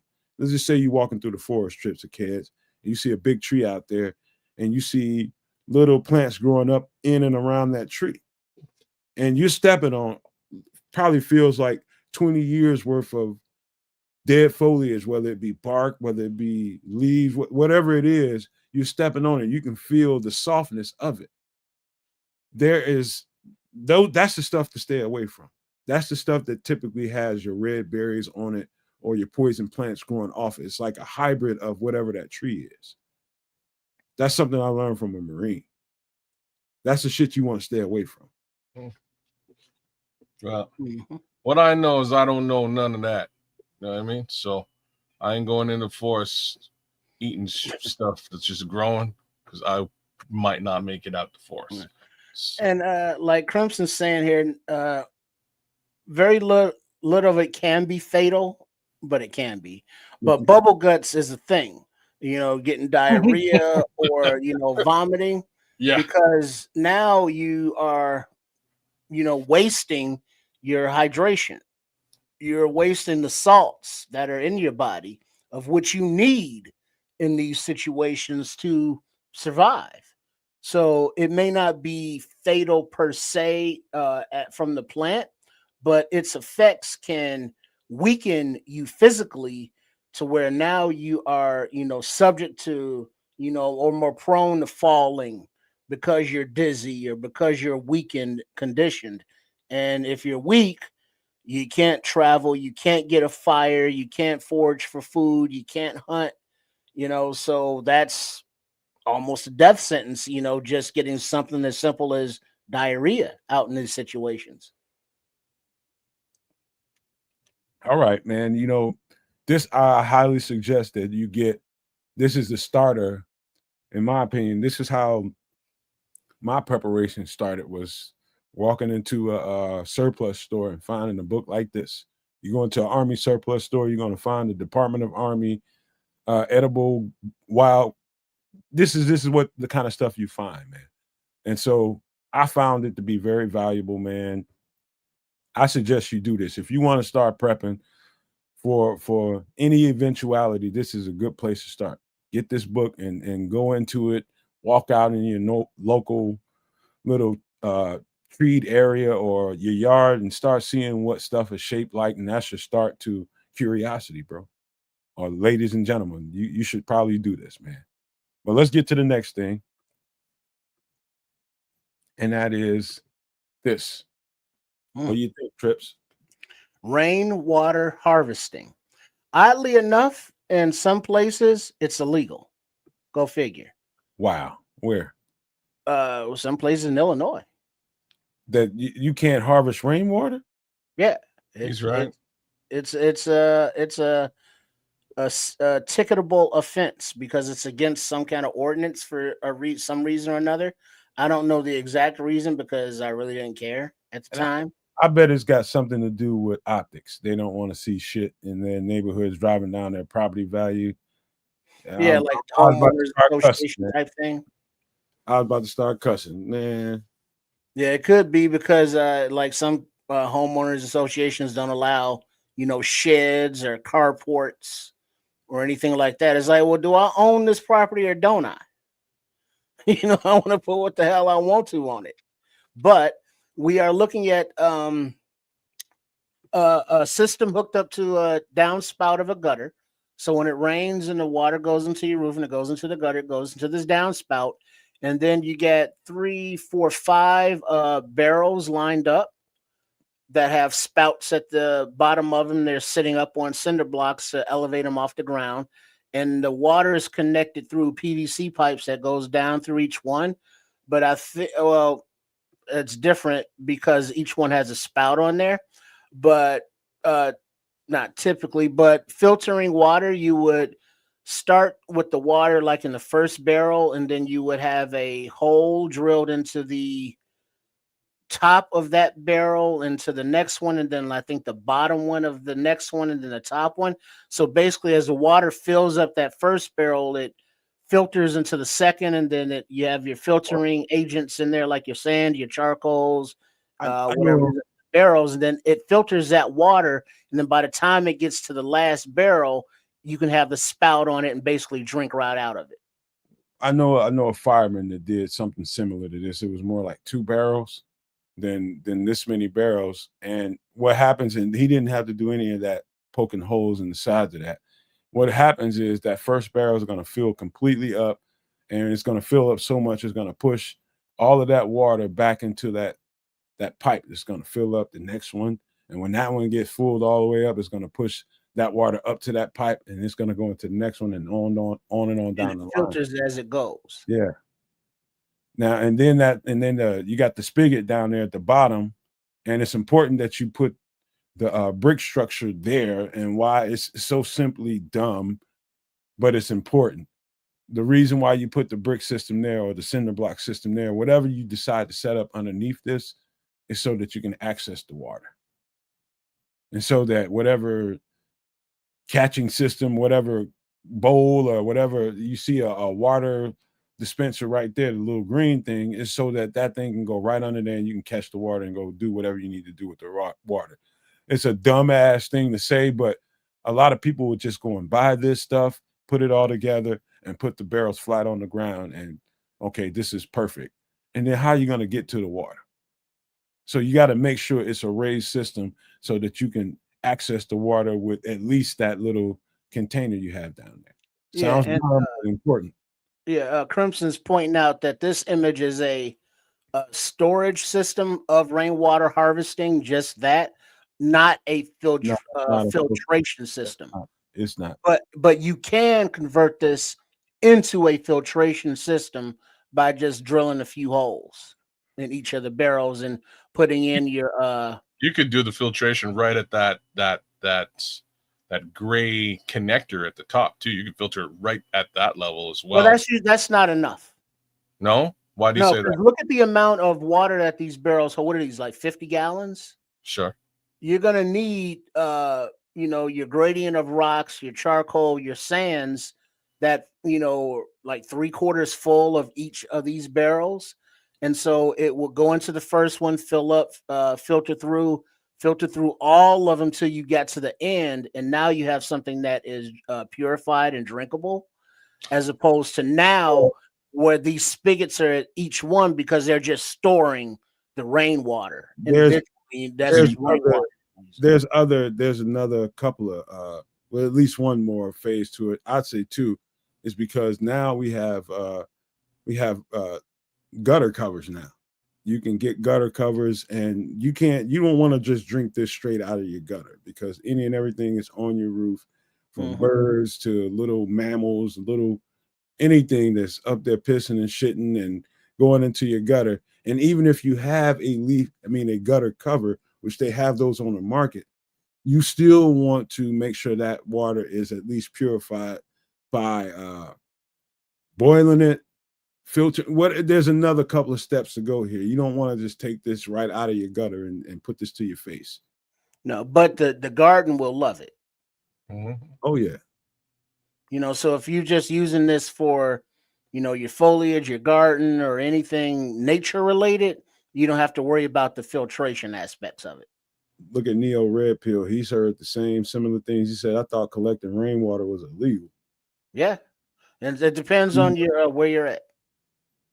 You're watching Dylan. You're watching people getting ready for any kind of eventuality and learning how to maintain. That's what we're talking about here. This is preparation for how do you maintain. We just talked about plants that may have to sustain you. Talking about water, we got to have both of those things. We got to have greens. We got to have water. Got to have food. Got to have water. And this is a Bears channel, but on Wednesday nights on Extra Sauce, we talk about other things, drinks, food, and otherworldly things, innerworldly things, and preparatory things. So in addition to the Chicago Bears content, on Wednesday night Extra Sauce, we go into some extra topics, hence the name. Amen to that. I'm glad you explained it to Dylan. Hey, man, that's what we do here. We talk about Bears. We talk about everything. Maybe, hey, man, this is the place to be when you want a lot of content, because we talk about a lot of stuff here, man. If you just not getting here, you just missed a whole lot. And definitely missed the Bears content, because we just basically wrapped that up. Now on to other things. But this is a cool little idea. A couple folks in the chat are saying that, they thought collecting rainwater was illegal, and it is in some cases. I don't know why that would be, but folks want to wrap every general thing that you can do into red tape and litigation. So not all that surprised. I have heard this, but if you can get away with it where you live, great way to sort of wean yourself off the grid, man. Save yourself a bunch of cash with regards to the water that you're consuming and that your family uses as well. And my best suggestion for this, if you're in, let's just say, a HOA community, I will never live in another one of them. I don't give a fuck how nice the house is. Never will I ever live in one of those communities again, because the people that run those HOAs are, I could say some bad things right now, but I'm not going to say it. But let's just say less than civilized. They got their noses in the air and they want to measure everybody. It's okay. If you're going to do something like this and you're living in an HOA, you definitely don't want to do this in the front of your house, obviously. Yeah. So when people that ride by there, you just giving them freaking a license to come mess with you. Yeah. You got to put this somewhere, put it in your backyard, and try to do your best to make it not noticeable. That's the best thing I can say here. Any other thoughts about this? Yeah, rainwater is acid rain. It's not I think Crimson said it's not potable, as it's falling from the sky.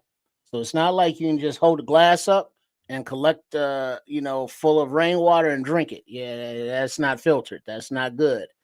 So just because it falls from the sky don't mean it's clear and pure and edible, because it ain't. If you have a house or someplace to set it up and you have a garden, rainwater harvesting system is something that will benefit your land, benefit your garden, keep the water bill lower.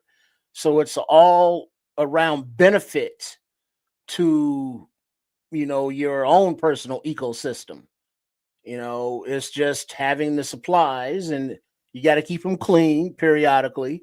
You got to replace hardware and parts. So when you're going to DIY stuff, make sure you know how to DIY it.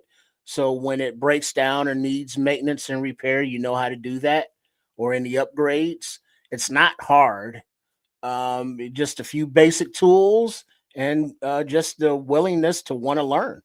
And you too can have your own rainwater harvesting system, of which you can convert into a filtration drinking system with, a few more steps. Yeah.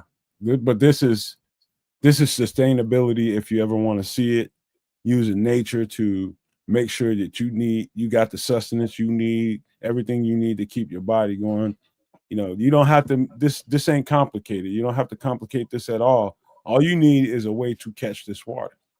And this is a very simplified way to maintain storage of that water. Just know, again, like Tripp said, that this is not a one-off. You can't just grab this water and drink it, dog. You gotta take it, boil it, you gotta purify it, you gotta make sure that this water is safe to be ingested. But this is one way to make sure you got water for what food, you got water to what drink, you got water to what clean, you got water to do everything you need to do around wherever you are. But just know, man, don't be a dunton and not know that you can't just pull this out of that container and drink it. That's the most important thing. All right. We need to, any more thoughts about this before we move on? What I can say is it looks like collecting rainwater is illegal in Utah and one other state. For the most part, you can do it for most places. It's legal here in Canada. So Colorado and Utah are the two states that it seems to be an issue. As far as Illinois is concerned, seems to be something you can actually do. No, I think that's an HOA thing there. Yeah. HOA will get you no matter where you are at, right? Like if you're in one, the purpose of them is to tell you what you can and can't do with your property. So I never live in another one. Yeah. Never. Ever. I'll never do that again. But I was green to it. I didn't know. But that's a whole other conversation. We need to probably talk about that on a separate. We need to open up a whole conversation about that because, boy, I tell you. All right. We gotta move into the last thing, and I'm gonna skip my favorite thing just to get to this, man. And I have to do the intro for it. This is a hell of a story. You guys that hang around here this long, you're gonna be glad you hung around there for this one. But let's get this going. Hold on.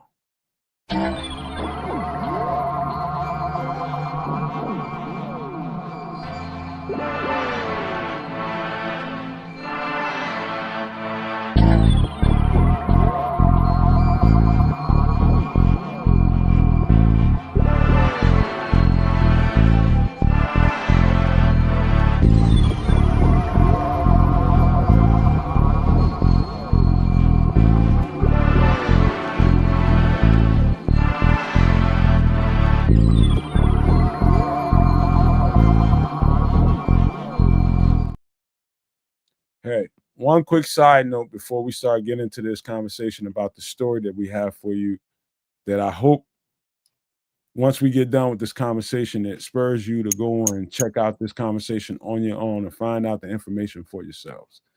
But this is a new documentary out on Prime Video. I haven't seen it yet. I'm just going to be flat out honest with you. I have not seen it yet, but I'm going to suggest it to you all because I've seen enough clips of it to know that this is the legit thing. In this is an age of discovery documentary disclosure. Did I say discovery? There's a whole movie coming out about that. But this is the Age of Disclosure documentary out on Prime Video. This has got some stuff in it, man. I'm just telling you that right now. I've seen enough clips of it to say that. And I'm suggesting this to you all. It's about $25 right now. The last time I went and checked, it's a $25 fee to pay for that video on Prime. That's outrageous in my opinion. I'm not going to pay for it. I'm going to wait until that thing comes down quite a bit before I'm not going to spend nothing on it. I'm going to wait till it's free. I'm just being honest with you. But this is all you people that are curious about this whole UFO, UAP phenomenon and wanting to know exactly what's going on out there and want information to try to confirm or deny anything that you think or you have heard.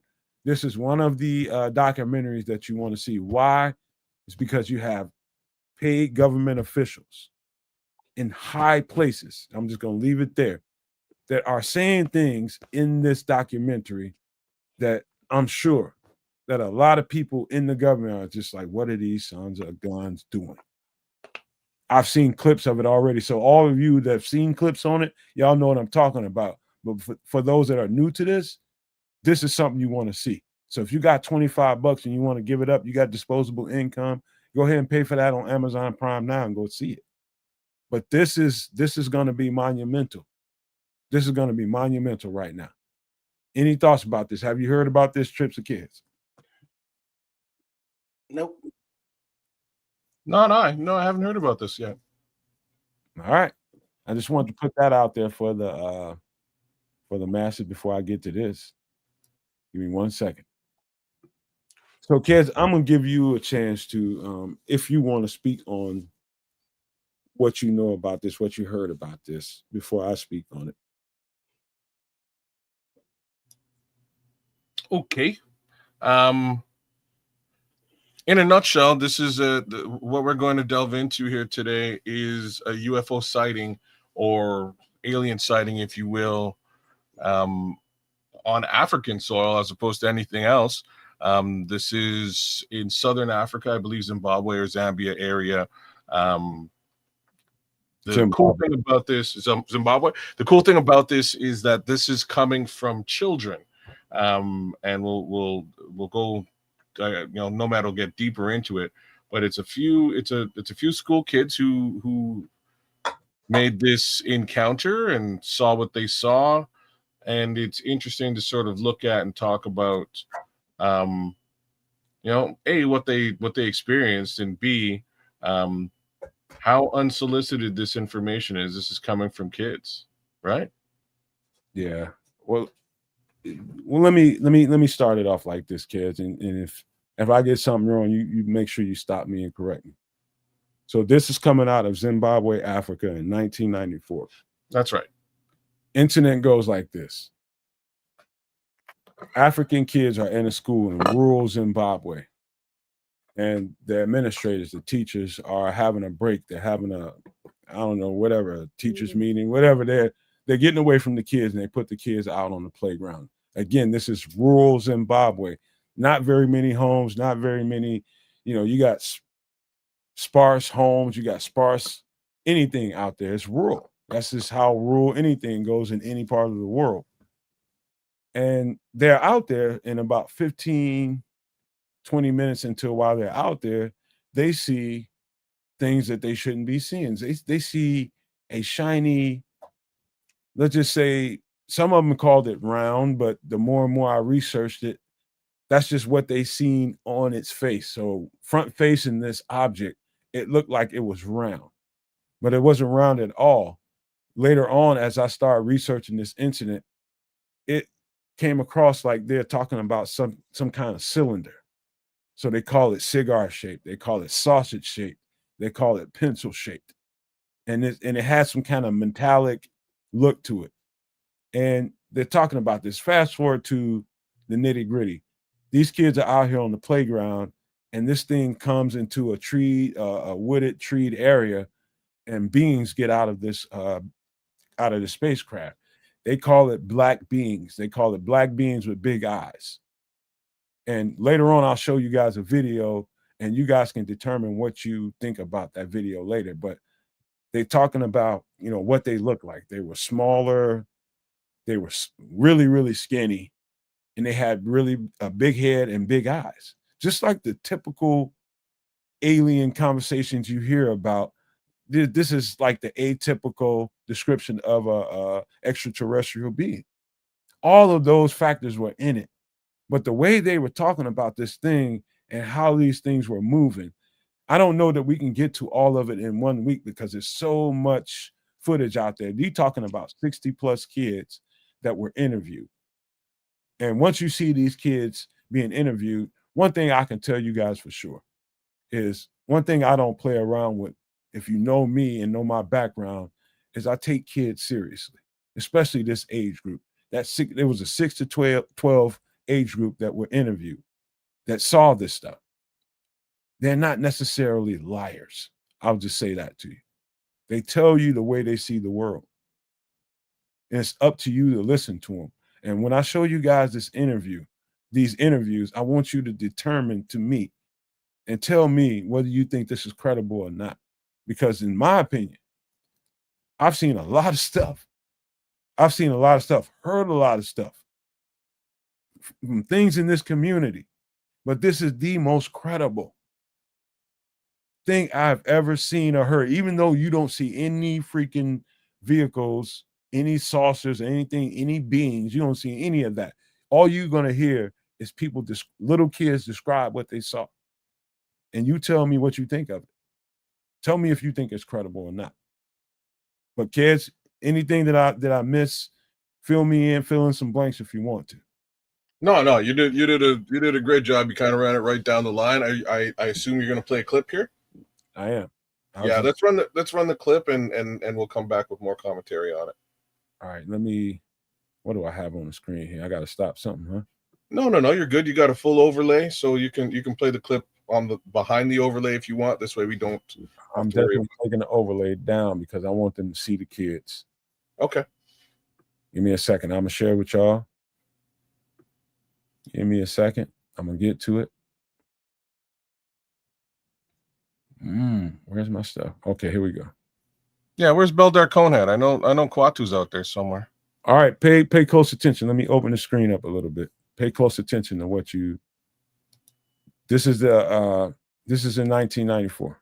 Something scared you, is that right? Yes. What scared you? The noise. What noise? The noise that we heard in the air. You heard a noise in the Yes. air? What was it like? Like a roar or a buzz or a hum or what kind of a noise? It was like someone was blowing a flute. It was scary myself. It was scary because you saw something yourself? Yes. I saw a little object hovering. It was quite big actually, and then there was little ones all around it. We saw something silver, and then we quickly ran to the logs, and we saw a silver thing, and we saw a man standing next to it. What did it feel like when he was looking at you? I felt scared. It felt scared? What was scary about it? Well, I felt scared. By the way, the guy interviewing these children, his name is John Mack. He's a Harvard psychiatrist. He's also, later on he became an author. He became, a couple of different other things. But his main job at that point in time when he met these children was a psychiatrist. He was called in after this incident.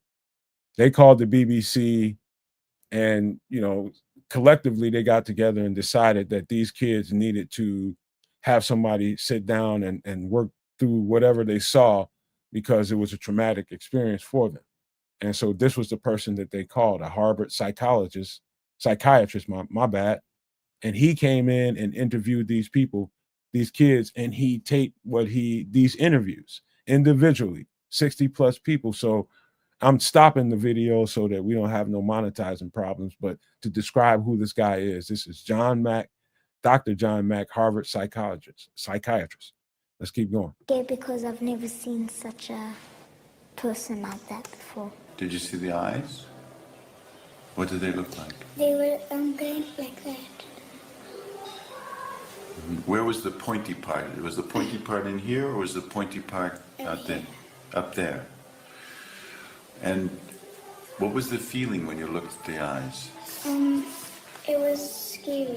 Mm-hmm. And what scary? Why? What made it scary? The eyes looked evil. Evil. Mm-hmm. And what was evil about them? Say what you mean by evil.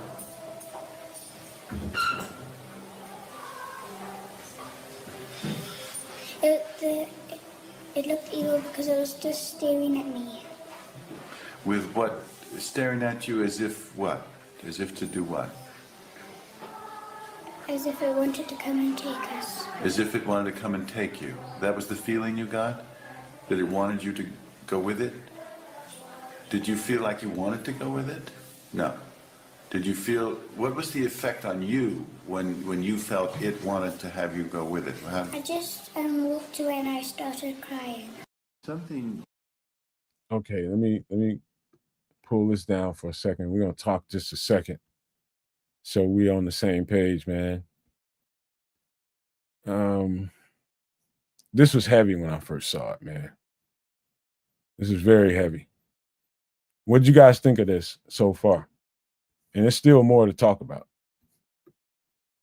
Yeah, yeah, I'm first this week. Remember, we'll see the batting order. Yeah, cool. I mean, kids saw something, and they're not of an age where they could get together and be like, yeah, let's make up a story and go viral. You know, and I don't think it was like a mass, hypnosis. You know, I don't think they had, the same visions, and they're describing the kind of the same thing from different eyes. So it's like they saw some shit. I don't know. Kids, you muted. Yeah. Okay. Let me fill in a few more blanks, man, because I think we got one more little. It's a lot of interviews, man. There's like 30, 40, 45 minutes worth of interviews going on this video, but I got some of the ones that I thought, could drive home the point. And what's not talked about in this video was 3 to 4 days before this. Hundreds of people anywhere around South Africa, from Zimbabwe, you're talking about Botswana, areas like that were calling. I'm talking about hundreds of calls were calling into that. What's that? Sorry, continue. Hundreds of calls calling in. It's like just random calls saying that they're seeing bright ass lights, like shiny lights, like overbearingly shiny lights, cigar, sausage shape, pencil shape objects in the air that's shining a lot of light and moving extremely different than anything that you humanly can be made. This is 3 or 4 days before this incident in Zimbabwe. Broad freaking daylight this happened, just so you know. Broad daylight that happened. So let me pull up another video real quick before we talk about that a little bit more. Okay. Give me a second. Yeah, it's crazy stuff. And again, when you hear it coming from children, it's harder to question the narrative, right? Likely no preconceived notion or agenda there. Give me a second, I'll find the video. That's what makes it dope. That's what makes it more compelling. Now, this video right here, you see this black guy on the screen? He's talking about the days before that happened, and he's showing kind of some footage from that incident that happened where had hundreds of people calling in like, hey, what the fuck is this in the air? You probably never heard of this before tonight. Probably a lot of people never heard of this before tonight. All right, this is another one. Wait a minute.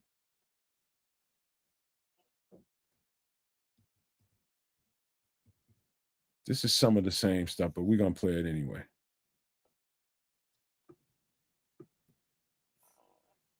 I don't know if this is the right thing, but we can play it. What scared you? The noise.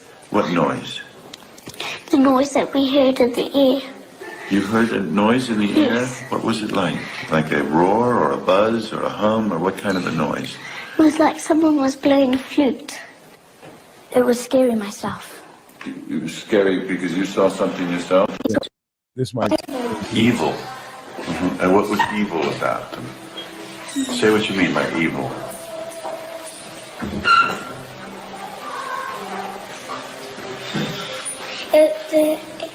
It looked evil because it was just staring at me. With what? Staring at you as if what? As if to do what? As if it wanted to come and take us. As if it wanted to come and take you. That was the feeling you got? That it wanted you to go with it? Did you feel like you wanted to go with it? No. Did you feel, what was the effect on you when you felt it wanted to have you go with it? I just walked around and I started crying. They came running up here in such a panic. And I mean, even if we had staged it, they could not have run all together like that. Even if we practiced it, I don't know how many times. But they came up here like a living snake. And they just came, we were in a staff meeting and we just heard them screaming, ah, and they were here, you know, and a child can't make that up. I was very skeptical in the beginning as well. By the way, these are administrators that were on staff at that particular time. They're talking about what they witnessed while they were in the staff meeting and the kids came running inside. I believe that they'd seen something, but I wasn't prepared to accept that it was anything supernatural or anything like that. But I think the consistency of what's been going on indicates that it was more than I was prepared to admit in the beginning. So both of them were running. One was running in the trees, and the other one was running across the ship, because there were also trees here. The eyes were like more pointed as they came in toward the center of the head, is that? No, more circular. And this was all black in here. All black. Now you've made pupils. Did they actually have pupils or white? What? The pupils were white like that. You saw white in the center? Yes, like that. Was he near the silver object, or was he far from it? No, on top. On top of the silver object. Okay. And did you look at him? Yes. Did he look at you? Yes, then he gave me the creeps, then I stopped Gave you the creeps. Actually, in your drawing, you showed him standing up, didn't you? Yes, I had to draw him standing up, was up and draw him sitting.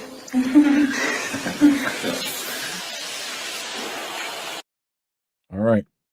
That's about what scared you? The noise. That's about all we can show. There's much, much more to this. When I say much more, I mean a bunch more. Fellas, I'm gonna just leave it. What do y'all think, man? I mean, you had the administrators, you had the kids singing the same tune. Something definitely happened there, in my opinion. Yeah, I don't know. I mean, I don't have enough of information to make an opinion. I mean, the kids saw some shit, and it looked like the gray aliens with the eyes and the figures. I mean, maybe it was. I don't know. Maybe they was tripping on some of that elephant peyote out there. I don't know what the hell they be doing. As you get into it's definitely something that is. I mean, at that time, I mean, look at them. What year was this? The 70s, 80s? What year was this? 1994. And by the way, Trips, in the interviews, what consistently came across was these were black, whatever it was some people that said they was a black man, and there was some kids that said they look like tight bodysuits. And there's different, but they all said that these things were black.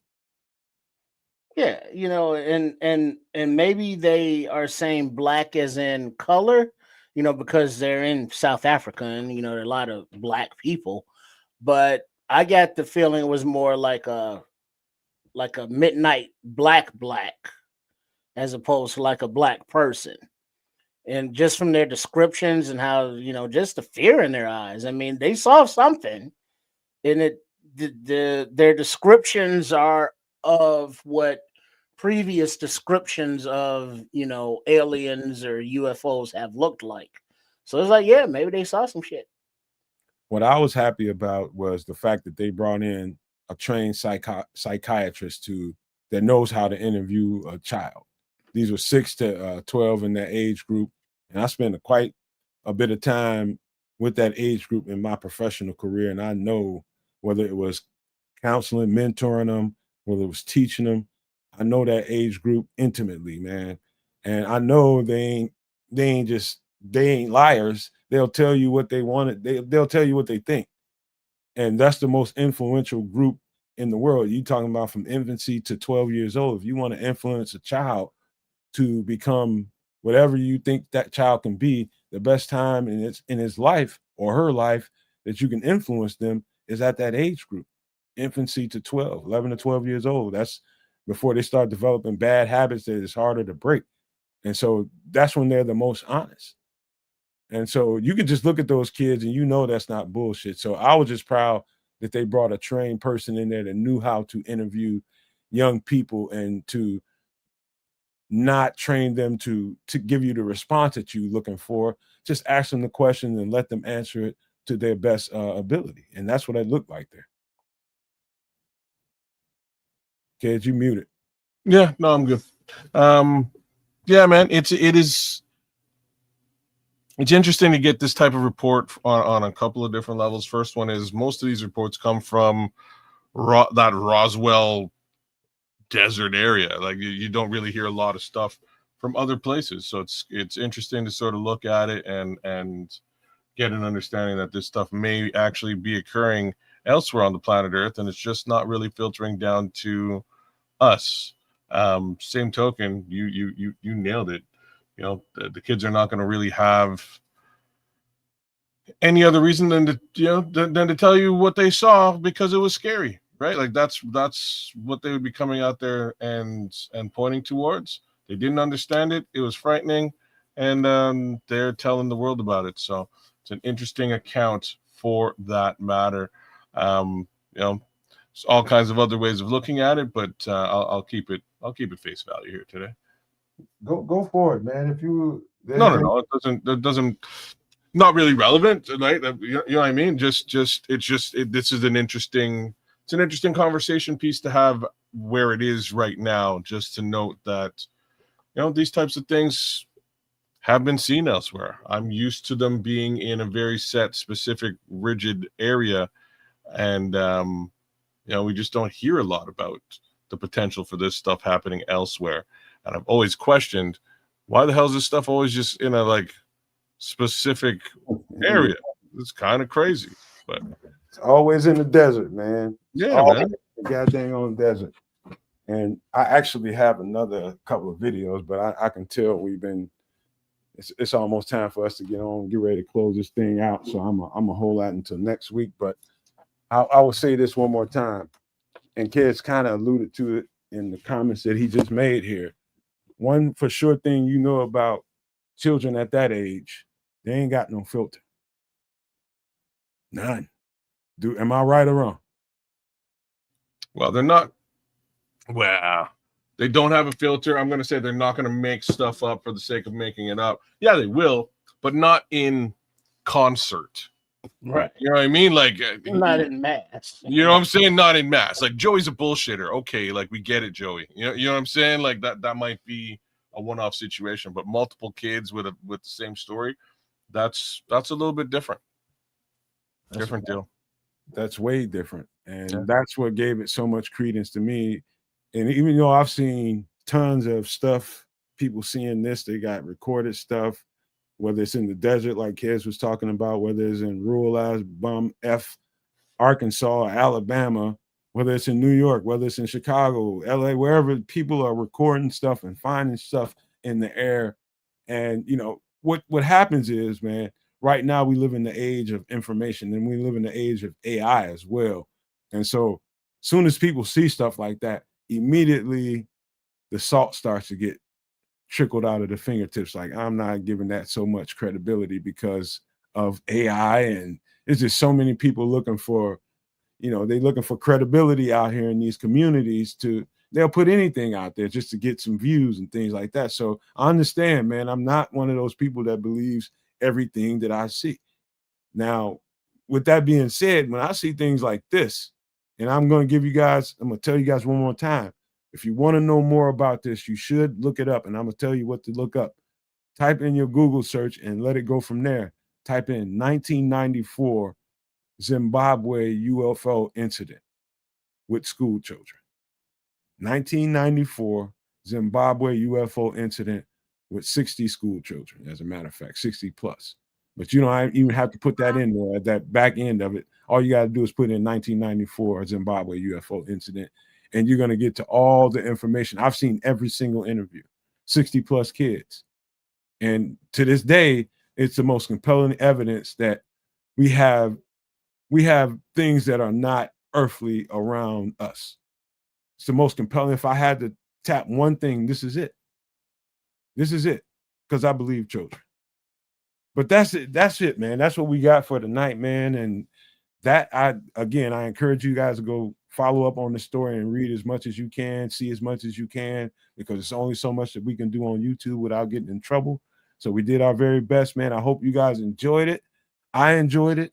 And I hope you all, the Bears content, the food, drink, it was all fun to us, man. But we need to get out of here. And let's leave you all with some good pleasantries. We'll start with Triple R at the top. Yeah, shout out to everybody who joined, and shout out to everybody who will join later, watching us on demand, as it were. Please make sure that you are subscribed to all 3 of the networks that are broadcasting right now. The Nomad Network at Kansas Canuck and Sports Chicago Style. Also, you can find at Triple RSCS. That's the handle of the channel. Shout out to Chef Trip. Shout out to Trip, and a shout out to Coach Tripping, who we do the pregame and the postgame thoughts, and have done thus far every game this season over there at Sports Chicago Style. So check out those videos. And appreciate all the support that are keeping our subscribers numbers rising. Glad you enjoy the content. And we look forward to seeing you, I guess, for the game on Sunday. Amen. There you go.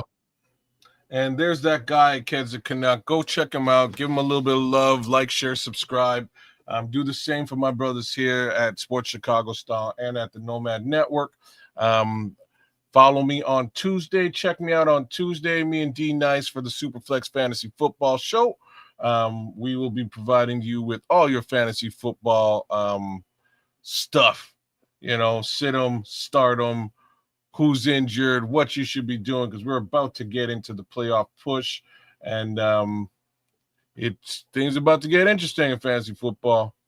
Oh, look at baby kids. There he is. Get those Zerberts. There's baby kids. But yeah, thanks for coming out, y'all. Big ups to everybody in the chat. Scrolls, Crimson, Beldar, Kwatu, Cloud Chaser Radio. Who else was with us tonight? Mr. Mayhem, AC Adam was with us tonight. Dylan Campbell, who jumped in. Neo Red, Create Culture. Grant LeCompte, big ups to Grant, big ups to Ricky, and big ups to the Bishop. Shout out to Aldo Gandia, and rest up, bless up to you, man. Hopefully everything works out for you. And shout out to the guys over at the bar room, John Santucci and the crew. Big ups to all you guys.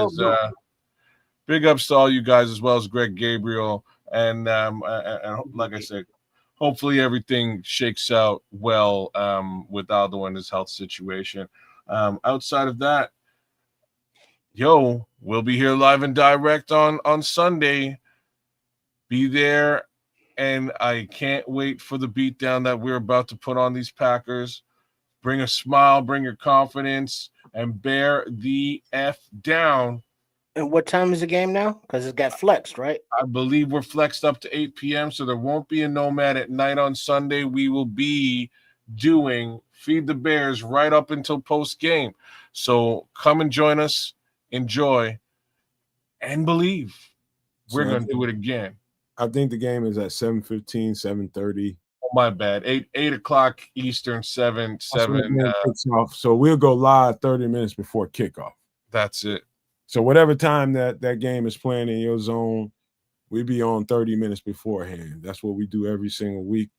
And we invite you all to be a part of the community, because it's so much fun listening to real people call the game live instead of paid freaking, I don't know what you want to call them. It's so much more real when you come in and join us, man. So I invite everybody to the community, anybody that can hear my voice, invite some other people, the people that are part of the community. Go ahead and invite other people and let them know it's real and it's raw, and that's the main thing. We are different than your national broadcast or your local broadcast. We're not playing over here, man. We call the game how we see it. It's a little arguing going on from time to time, but that's just the nature of the beast. But you get real when you come over here, man. So I hope you all enjoyed this show tonight. 3:25. What time? Central. 3:25 Central kickoff. Are you sure? I thought it was flexed to prime time. No, it was flexed from 12. All right, let's get that right, man. I'm gonna tell you. I can tell you in a minute. Just keep talking. That's what Mayhem is saying. He's saying it's at 3:25 this Sunday. Yeah, because it was noon, and then they flexed it to the afternoon. Not the night. So if the game is on at 3:25, let's just say we're going to be in here at 3:00. If this is Central Time. He's right. It's 3:25 or 3:25 Central, 4:25 Eastern. All right.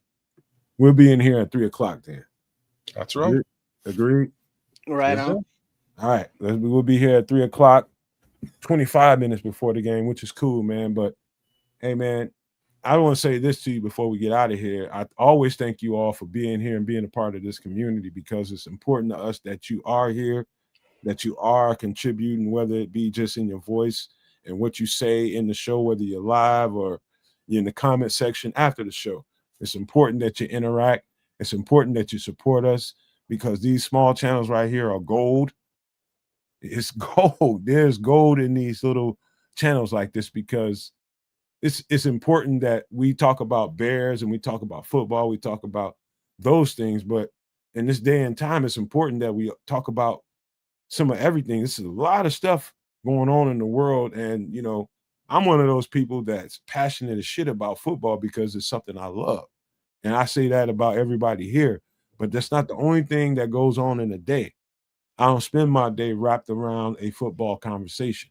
I do my work, I do my homework, I do my study, and I got to cut it off and I got to get into other parts of life. And that's what partly that's what this show is about. It's about other parts of life, other conversations, other topics to be discussed. You know, and I'll leave you guys with this, man. I meant what I said about trying to do whatever you can to change your vibration so that you can rise to the frequency you need to be at. I know that probably sounds like foreign language to a lot of people, but it's going to be the most important conversation you ever had in your life soon. So it's best that you understand that and the gravity of it. The sooner the better for you. Because if you don't, I don't know what's going to happen. All I know is it ain't good. Things are changing and things are changing fast. That's the best thing I can tell you all. But before I get carried away, I got to leave you all with these famous words before we get out of here.